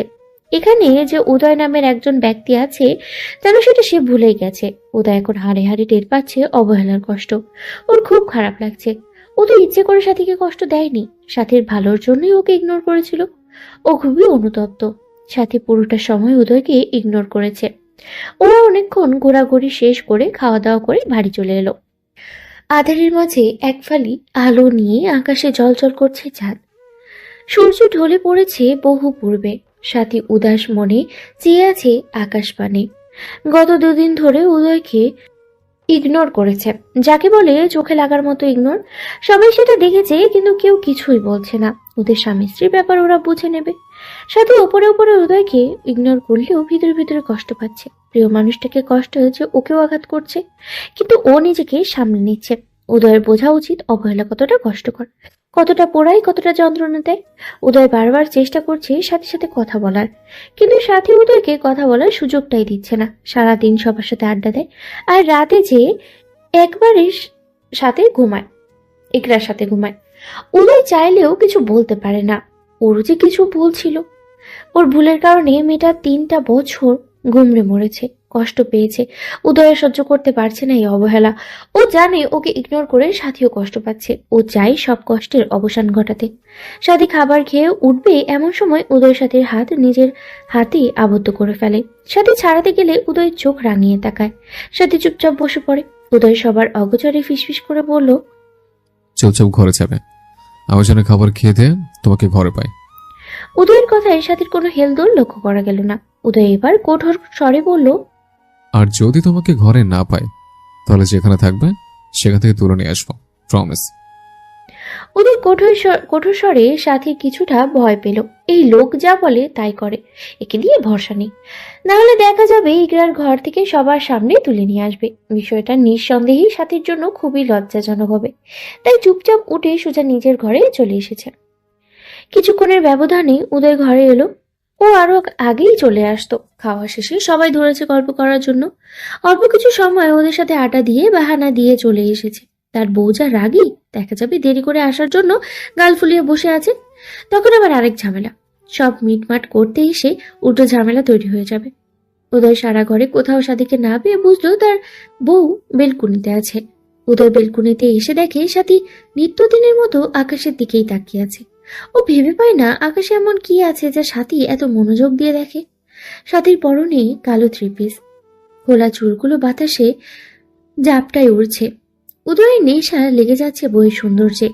নিজেকে সামলেই সাথীর পাশে গিয়ে দাঁড়ালো। আকাশের দিকে তাকিয়ে কি দেখো? উদয়ের কণ্ঠে সাথীর ধ্যান ভাঙল। কিছু না, বলুন কি বলবেন। উদয় কোনো কথা না বলে কান ধরে এক হাঁটতে বসে পড়ল। আমায় ক্ষমা করে দাও সাথী, আমি সত্যি অনুতপ্ত। আমি তোমায় অনেক বেশি কষ্ট দিয়ে ফেলেছি। আমি জানি তোমাকে এতটা কষ্ট দিতে। আমি তো চেয়েছিলাম যেন তুমি আমার দিকে না ঝুঁকে পড়াশোনা মন দাও, তোমার সুন্দর একটা ভবিষ্যৎ হোক। তোমার ভালো চাইতে গিয়ে আমি তোমাকেই কষ্ট দিয়ে ফেলেছি। কিন্তু বিশ্বাস করো, তোমাকে অবহেলা করে আমিও সুখে ছিলাম না। আমিও তোমার দহনে পড়েছি বারংবার। আমি তোমায় প্রমিস করছি, আমি আর কখনো তোমার কষ্ট দিব না। তুমি রানী বানিয়ে রাখবো আমার মনের রাজ্যে। একটা বার আমাকে সেই সুযোগটা দাও। সাথীর চোখ থেকে অশ্রু ঝরছে। দুঃখের অশ্রু নয়, এই যে সুখের অশ্রু। সাথী উদয়ের হাতে কেন থেকে ছাড়িয়ে নিল, হাত উঠে নিয়ে দাঁড় করালো। ঝাঁপিয়ে পড়ল উদয়ের প্রশস্ত বুকে। উদয় হঠাৎ আক্রমণে ভরকে গেলেও নিজেকে সামনে নিল। নিজের 2 হাতে জড়িয়ে ধরল প্রেয়সীকে। সাথে নিজের ভিতরে থাকা সমস্ত মান অভিমান উজাড় করে দিচ্ছে। উদয় নীরবে আগলে নিচ্ছে প্রেয়সীর মান অভিমান। সাথী কন্দনরত অবস্থায় বলা শুরু করলো, আপনি মানুষটা খুব খারাপ, নিষ্ঠুর, নির্দয়, পাষাণ একটা মানুষ। আপনি আমাকে অনেক কাঁদিয়েছেন, অনেক। আপনি সেদিন আমার কল কাটার পর আমার শরীর কাঁপুনি দিয়ে জ্বর এসেছিল। জ্বরের ঘোরে আমি হাত বাড়িয়ে বারে আপনাকে খুঁজেছি, কিন্তু আপনি তো আসেননি, উল্টো আমায় ভাসিয়ে দিয়েছিলেন আপনি অবহেলার সাগরে। আপনি তখন আমার ভালো চেয়েছিলেন, কিন্তু আমাকে না। উদয়ের চোখেও পানি। ও ভাবতেই পারেনি মেয়েটা ওর জন্য এতটা কষ্ট পাবে। ও যদি ক্ষুণ্ণাক্ষরেও যদি তখন বুঝতে পারতো তাহলে নিজেও এতটা কষ্ট পেত না, সাথে প্রেয়সীকেও কষ্ট দিত না, আগলে রাখতো ভালোবাসায়। কিন্তু ও তখন এতটাই গাদা ছিল যে ওর মাথায় তখন বিষয়গুলো আসেইনি। সাথে থেমে পুনরায় বলা শুরু করলো, কিন্তু বিশ্বাস করুন, আমি আমার সেই ভালো চাই না, যেই ভালোতে আমি আপনাকে পাশে পাবো না। তো আফসোস আপনি সেটা বুঝলেন না। উদয় বুঝলো তার প্রেয়সী তার প্রতি ভালোবাসার প্রখর। উদয়ের নিজেকে ধন্য মনে হচ্ছে ও পৃথিবীর সবচেয়ে সুখী ব্যক্তি। প্রেয়সীর মাথায় অধর ছুঁয়ে দিল, সাথীকে নিজের থেকে ছাড়িয়ে ওর হাতে হাত রাখলো। এই তোমার হাতে হাত রেখে আমি তোমাকে কথা দিলাম, জীবনে কখনো কোনো কষ্ট তোমাকে ছুঁতে দিব না। আঁকলে রাখবো আমার ভালোবাসায়, ভালোবাসার চাদরে মরিয়ে নিব তোমায়। এতদিনের দেওয়া অবহেলা, কষ্ট, মান, অভিমান সমস্ত কিছু মুছে দেব আমার এক বুক ভালোবাসা দিয়ে। ওদের পুনরায় জড়িয়ে নিল। দুজনের মাঝে নিস্তব্ধতা, একে অপরকে জড়িয়ে আছে আবেশে। সাথে কোনো কথা বলল না, একই ভঙ্গিতে লিপ্টে রইল উদয়ের বুকে। উদয়ের ঘড়ির দিকে তাকাতেই দেখতে পেল ঘড়িতে রাত 1টা বেজে গেছে। সাথীকে ছেড়ে দিয়ে বলল, অনেক রাত হয়েছে, ঘুমাবে, চলো। সাথী অস্বস্তিতে পড়ে গেল। উদয়ের সাথে একই বিছানায় ঘুমাবে ভাবতেও শরীরে কাটা দিল। ওর ভিতরে অন্যরকম অনুভূতি হচ্ছে। আমতা আমতা করে বলল, আপনি যান, আমি আসছি। উদয়ের সাথে সমস্ত অস্বস্তি বুঝতে পারল, তাই কথা না বাড়িয়ে চুপচাপ যেয়ে ঘরে চলে এলো। সাথে আরো 10 মিনিট পরে ঘরে এলো। ও ভেবেছে উদয় হয়তো ঘুমিয়ে গিয়েছে। ও ঘরে ঢুকে দেখলো ঘরে লাইট বন্ধ আর ডিম লাইট জ্বালানো। উদয় খাটের ডান পাশে শুয়ে আছে। সাথে নিঃশব্দে হেঁটে গিয়ে খাটের বাঁ পাশে একেবারে কোনায় গুটিসুটি মেরে শুয়ে পড়ল। কিছুক্ষণের মধ্যেই ঘুমিয়েও গেল। উদয় সাথীর ভারী নিঃশ্বাসের শব্দে চোখ খুলল। ও এতক্ষণ ঘুমের ভান ধরেছিল। চোখ মেলে সাথীকে খাটের কোনায় দেখে হাত বাড়িয়ে নিজের কাছে এলো। কিছুক্ষণ চেয়ে রইল মুগ্ধ দৃষ্টিতে, অতপর সাথীকে আষ্টে পিষ্টে জড়িয়ে ধরল। নিজেও পাড়ি জমালো ঘুমের দেশে। সকালে মিষ্টি রোদের আলো চোখে পড়তেই সাথীর ঘুম ভেঙে গেল। চোখ খুলে নিজেকে আবিষ্কার করলো কারণ বাহুবন্ধনে আবদ্ধ অবস্থায়। ভালো করে তাকাতেই চোখের সামনে ভেসে উঠল উদয়ের মায়াবী মুখখানা। সাথী বারে বার নিজেকে হারিয়ে ফেলে মায়াবী মুখের মায়ের গহিনী। নিজের অবস্থা সম্পর্কে অবগত হতেই লজ্জায় মুখশ্রী লাল হয়ে গেল। দ্রুত নিজেকে ছাড়িয়ে নিতে চাইল উদয়ের বন্ধন থেকে, কিন্তু পারল না। উদয় খুবই শক্ত করে ওকে জড়িয়ে রেখেছে। দু হাতের সাহায্যে অনেকক্ষণ চেষ্টার ফলে নিজেকে ছাড়াতে সফল হলো। উদয় ঘুমে বিভোর। সাথে হাত বাড়িয়ে উদয়ের এলোমেলো চুলগুলো আরো এলোমেলো করে দিচ্ছে। উদয়ের চুলগুলো ওর খুব পছন্দ, দেখলে ইচ্ছে হয় এলোমেলো করে দিতে। উঠে জানালার পর্দা টেনে দিল। গতকাল পর্দা দিতে ভুলে গিয়েছিল। অতঃপর উদয়ের মায়াবী মুখের দিকে তাকিয়ে মুচকি এসে ফ্রেশ হতে চলে গেল। সাথীতে যাওয়ার সময় ঘনিয়ে এসেছে। এই কটা দিন সাথীর কাছে স্বপ্নের মতো ছিল। উদয় তার মধ্যে সকল মান অভিমানের পালা শেষ হয়ে গেছে। দুজন মিলে খুব সুন্দর সময় কাটিয়েছে বিগত দিনগুলোতে। যাওয়ার কথা স্মরণ হতেই সাথীর মন খারাপ হয়। সুন্দর সময়গুলো এত তাড়াতাড়ি কেন চলে যায়? আগামীকাল বিকেলে সাথীদের ফ্লাইট। সকলেই ওদের ঢাকার উদ্দেশ্যে বের হতে হবে সকালেই। বিকেলের দিকেই সাথী বেলকনিতে দাঁড়িয়ে আছে।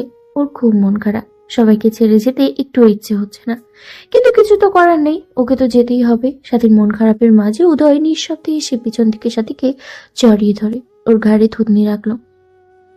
মন খারাপ? সবাইকে ছেড়ে যেতে কষ্ট হবে। সবাইকে? সাথী উদয়ের বন্ধনে আবদ্ধরত অবস্থায় পেছনে ঘুরল। উদয়ের মুখোমুখি হয়ে চোখে চোখ রাখলো। হঠাৎ করে উদয়ের বুকে মাথা রেখে বলল, আপনাকে ছেড়ে থাকতে আমার কষ্ট হবে অনেক, বলে শব্দ করে কেঁদে ফেলল। উদয় কন্দনরত প্রেয়সীকে আগলে নিল নিজের বাহু ধরে। উদয়ের ঠোঁটের কোণে মুচকি হাসি। মেয়েটা তাকে এতটা ভালোবাসে ভাবতেই মন আনন্দিত হয়ে ওঠে। মনে দোলা দেয় সুখের হাওয়ায়। উদয়ের সাথীর মাথায় হাত বুলিয়ে দিতে দিতে বলল, বোকা মেয়ে, তোমার সাথে তো আমার সবসময় ফোনে কথা হবে, আর মাত্র কিছু বছরের মধ্যে তুমি আমার কাছে ফিরে আসবে। মন খারাপ করে না। সাথীর কোনো হেলদোল দেখা গেল না, এক মনে কেঁদেই চলেছে। উদয় কিছুটা বিচলিত হলো। প্রেয়সীর কান্না বুকের রক্তক্ষরণ করাচ্ছে। সাথীর মাথাটা ওর বুকে আর একটু শক্ত করে চেপে ধরল।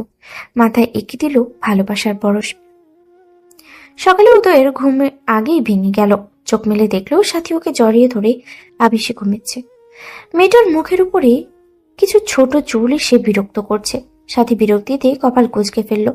উদয় হেসে দিল সাথীর এই কাণ্ডে। হাত বাড়িয়ে অগোছালো চুলগুলো কানের পেছনে গুজে দিল। কিছুক্ষণ এক দৃষ্টিতে তাকিয়ে রইল প্রেয়সীর মায়া ভরা মুখ পানে। আর কিছু ঘন্টার ব্যবধানে মেয়েটা তার থেকে দূরে চলে যাবে। উদয়েরও মন খারাপ, কিন্তু ও সেটা প্রকাশ করছে না। সাথী বায়না করেছিল দেশের ভার্সিটিতে ট্রান্সফার হওয়ার জন্য, কিন্তু উদয় ওকে সরাসরি মানা করে দিয়েছে। ওর সাথে পড়াশোনার সাথে কোনো আপোষ করবে না। গ্রাজুয়েশন কমপ্লিট করে তবেই সাথী বাংলাদেশে আসবে। ও যদি সাথীকে প্রশ্রয় দেয় তাহলে মেয়েটা মাথায় চড়ে বসবে। তাই তো নিজের মধ্যে থাকা কষ্ট নিজের মধ্যেই চেপে দিয়ে রেখেছে। এই যে মেয়েটা তার প্রশস্ত বুক জুড়ে ঘুমিয়ে আছে। মেয়েটা চলে গেলে উদয়ের বুকে যে শূন্যতা নেমে আসবে, হাহাকার ভরে উঠবে এই মন। কিছুদিনের মাঝেই মেয়েটা ওর অভ্যেসে পরিণত হয়েছে। ওরও সাথীকে যেতে দিতে ইচ্ছে করছে না।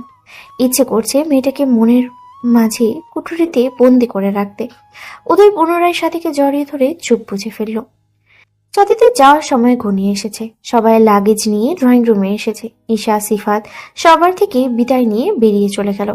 তাদেরও মন খারাপ। এতদিন সবার মাঝে থেকে সবাইকে অনেক আপন করে নিয়েছে। সিফাত নিজেকে সামলাতে পারলেও ঈশা কান্না করে দিচ্ছে। সাথী ওর মা আর বোনের থেকে বিদায় নেওয়ার সময় কেটে দিয়েছে। উদয় ওকে সামলে নিয়েছে। যেহেতু খুলনা থেকে ঢাকার দূরত্ব অনেকটা, তাই উদয় যাবে ওদের এয়ারপোর্টে ছেড়ে আসতে। গাড়িতে বসে সাথী আর ঈশা কাঁদছে। সিফাত ঈশাকে থামাচ্ছে। উদয় সাথীর মাথায় নিজের বুকে চেপে ধরল। এটা ওটা বলে ওর মনটা ভালো করার চেষ্টা করলো। কিছুটা সফল হলো। প্রিয় মানুষের থেকে সান্ত্বনা পেয়ে সাথীর মন খারাপ কিছুটা কমলো। সাথীরা সময়ের কিছুটা আগেই চলে এসেছে, তাই বসে বসে অ্যানাউন্সমেন্টের অপেক্ষায় বসে আছে। অ্যানাউন্সমেন্ট করা হলে সাথীরা নিজেদের লাগেজ হাতে উঠে দাঁড়ালো। ঈশা আর সিফাত উদয়ের কাছ থেকে বিদায় নিয়ে চেকিং এর দিকে আগালো। উদয় শেষবারের মতো প্রেয়সীকে আলিঙ্গন করলো। কিছুক্ষণ নীরবে জড়িয়ে রাখলো দুজন দুজনকে। উদয় সাথীকে ছেড়ে সময় নিয়ে প্রেয়সীর ললাটে এঁকে দিল ভালোবাসার পরশ। কিছু উপদেশমূলক বাণী শোনালো। সাথী উদয়ের দিকে বিদায় নিয়ে চেকিং এর দিকে চলে গেল। উদয় এক দৃষ্টিতে তাকিয়ে রইল প্রেয়সীর যাওয়ার দিকে। সাথী একবার পিছন ফিরে উদয়ের দিকে তাকিয়ে মুচকি হাসি দিল। উদয় সেই হাসিতে নিজেকে হারিয়ে ফেলেছে। দেখতে দেখতে সাথী উদয়ের দৃষ্টির সীমানার বাহিরে চলে গেল। উদয় এক বুক হতাশা নিয়ে বাড়ি ফিরে এলো। সময়ের স্রোতে কেটে গিয়েছে কয়েকটা বছর। সাথী আর উদয়ের মধ্যে ভালোবাসা দিন দিন বেড়েই চলেছে। দুজনের মধ্যে যোজন যোজন দূরত্ব, তবুও যেন তারা একে অপরের কত কাছে। এতটা দূরে থেকেও সাথীর মন খারাপে তার পাশেই সব সময় উদয় ছিল। পাশে না থাকলেও সবসময় চেষ্টা করেছে সাথীকে হ্যাপি রাখার। ঈশা, সিফাত আর সাথী তিনজনের বন্ধুত্ব আরো গভীর হয়েছে। আজকে সাথীদের কনভোকেশন সেরিমনি। অবশেষে সাথীর পড়াশোনার পাঠ চুকলো। সাথী আজ অনেক খুশি। খুব তাড়াতাড়ি সে তার প্রিয় মাতৃভূমি এবং প্রিয় মানুষের কাছে ফিরে যেতে পারবে। সাথী, ঈশা, সিফাত মিলে সারাদিন অনেক ঘোরাঘুরি করলো। উদয় সবে ঘুম থেকে উঠেছে। নিউ ইয়র্কে যখন সকাল, বাংলাদেশে তখন রাত। উদয় উঠে ফোনে হাতে নিয়ে হোয়াটসঅ্যাপে ঢুকলো। চোখের সামনে ভেসে উঠলো সাথীর হাস্যোজ্জ্বল মুখখানা। মুখে লেগে আছে প্রাপ্তির হাসি। উদয়ের মুখেও আপনা আপনি হাসি ফুটে উঠল। অবশেষে তার প্রেয়সীর স্বপ্ন সফল হলো। সে সেই জায়গায় সাথীকে যে জায়গায় সাথীকে দেখতে চেয়েছিল, সাথী সেখানেই পৌঁছাতে পেরেছে। সাথীর সফলতায় উদয়ের বুক গর্বে ভরে উঠল। আর কিছুদিনের অপেক্ষা, অতঃপর তার প্রেয়সী তার কাছে ফিরে আসবে। উদয়ের মনটা খুশিতে ভরে উঠল। সাথী বসে বসে দিন গুনছে, কবে সে বাংলাদেশে যাবে সেই আশায়। অবশেষে দিনটা চলেও এলো। সাথীর সাথে ঈশাও দেশে ফিরবে। দুজনের খুশির শেষ নেই। সিফাতের মন খারাপ, ওর দুই প্রাণের বন্ধু ওকে ছেড়ে চলে যাবে। রাতেই সাথী আর ঈশা সবকিছু গোছগাছ করে রেখেছে। বিকেলে ওদের ফ্লাইট। সারাদিন তিন বন্ধু মিলে অনেক ঘোরাঘুরি করলো। এরপর আবার কখন দেখা হয় তার তো কোনো ঠিক নেই, কিন্তু ওরা সব সময় ফোনে একে অপরের সাথে কন্ট্যাক্ট রাখবে। বিকেল হতেই সাথী আর ঈশা মিলে বেরিয়ে পড়লো এয়ারপোর্টের উদ্দেশ্যে। হাফিজুর সাহেব আর সিফাত মিলে দুজনকে বিদায় দিতে এসেছে। সাথী বাবার থেকে বিদায় নিল। ঈশা আর সাথী দুজনে মিলে সিফাতকে জড়িয়ে ধরে কেঁদে দিল। বিদেশের মাটিতে এসে তিনজন অপরিচিত মানুষ এতটা ভালো বন্ধু হয়ে যাবে কি জানতো। সিফাত আর নিজেকে ধরে রাখতে পারল না, ও নিজেও কেঁদে ফেলল। অবশেষে সাথী আর ঈশা এয়ারপোর্টের ভেতরে চলে গেল। দুপুরের তপ্ত রোদ, আকাশে মেঘের আনাগোনা। হযরত শাহজালাল ইন্টারন্যাশনাল এয়ারপোর্টের বাইরে দাঁড়িয়ে আছে এক যুবক তার প্রেয়সীর আগমনের অপেক্ষায়। কিছুক্ষণ পর পর হাত ঘড়িতে সময় দেখছে। প্রেয়সীর আগমন, এত কেন অপেক্ষার অবসান যেন ঘটছেই না। অবশেষে সকল পরীক্ষার অবসান ঘটিয়ে প্লেন ল্যান্ড করলো। যুবকটি এক বুক আশা নিয়ে তাকিয়ে আছে। কিছু মুহূর্তের মাঝে চোখের সামনে ধরা দিল প্রেয়সীর মুখখানা। সাথে লাগেজ ছেড়ে দৌড়ে এসে উদয়কে জড়িয়ে ধরল। উদয় প্রথমে কিছুটা ভরকে গেল, নিজেকে সামলেও সে প্রেয়সীকে আলিঙ্গন করলো। কতদিন পরে প্রেয়সীকে সামনাসামনি দেখলো। দুজনে দুজনাতে মত্ত। এমন সময় পাশ থেকে কেউ কাশি দিল। উদয় সাথী একে অপরকে ছেড়ে দাঁড়ালো। ঈশা তাদের সামনে দাঁড়িয়ে আছে। উদয় হেসে ঈশাকে জিজ্ঞেস করলো, কেমন আছে ঈশা? ঈশাও হাসি মুখে উত্তর দিল, আলহামদুলিল্লাহ ভালো। আপনি কেমন আছেন ভাইয়া? আমিও ভালো আছি। অতঃপর কুশল বিনিময় শেষে সাথী আর উদয় ঈশাকে বিদায় দিয়ে নিজেদের গন্তব্যে রওনা হলো। উদয় ড্রাইভ করছে আর সাথী এক মনে তার শখের পুরুষের দিকে তাকিয়ে আছে। মানুষটা এতটা সুন্দর না হলেও তো পারত। এতটা সুন্দর না হলে সাথী নামক রমণী তার প্রেমে তো এতটা মজত না। উদয় মাঝে মাঝে সাথীর দিকে তাকাচ্ছে। কি দেখছো এত মনোযোগ দিয়ে? আপনাকে। আমার দেখার মাঝে কিছু আছে বুঝে? আছে, আপনাকে দেখার মাঝে আমার একাকার সম প্রশান্তি আছে। উদয় শব্দ করে হেসে ফেলল, সাথে সাথে হেসে উঠল। এভাবেই খুনসুটিতে মেতে উঠল তারা দুইজন। গধূলি বিকেলে নদীর ধারে মাতাল হাওয়া বইছে। কপত কপতিদের মেলা চারিপাশে। উদয় আর সাথী হাতের ভাঁজে হাত রেখে হাঁটছে। সাথীর পরনে নীল শাড়ি, হাত ভর্তি নীল চুড়ি, চোখে কাজল, মুখে হালকা প্রসাধনের ছাপ। সব মিলিয়ে উদয়ের কাছে সাথীকে নীল নীল নীলাঞ্জলা লাগছে। উদয়ের পরনে নীল পাঞ্জাবি, সাদা পাজামা, দুজনে ম্যাচিং করে পড়েছে। সাথী দাঁড়িয়ে পড়লো এক জায়গায়। জায়গাটা নিরিবিলি, চারপাশে খুব একটা মানুষ নেই। উদয় সাথীকে পেছন থেকে জড়িয়ে ধরল। সাথীর কানের কাছে মুখ নিয়ে ফিসফিস করে বলল, পরিশেষে তুমি আমার, সবকিছু শেষে তুমি শুধু আমারই রবে, শুধুমাত্র আমার হয়েই থাকবে চিরকাল। আমি শুধু এবং শুধুমাত্র আপনার, ডিয়ার স্যার। অতঃপর পিছন ফিরে উদয়ের চোখে চোখ রেখে বলল, আপনিও শুধুই আমার। উদয়ের ঠোঁটের কোণে মুচকি হাসি ফুটে উঠল। দুজনে এক দৃষ্টিতে চেয়ে আছে একে অপরের পানে। নয়নে নয়ন রেখে হলো কিছু অব্যক্ত কথার বিনিময়। উদয়ের সাথীকে ছেড়ে সাথীর হাতে হাত রেখে সামনে নদীতে এগিয়ে গেল। পেছনে রেখে গেল কিছু ভালোবাসার মুহূর্ত।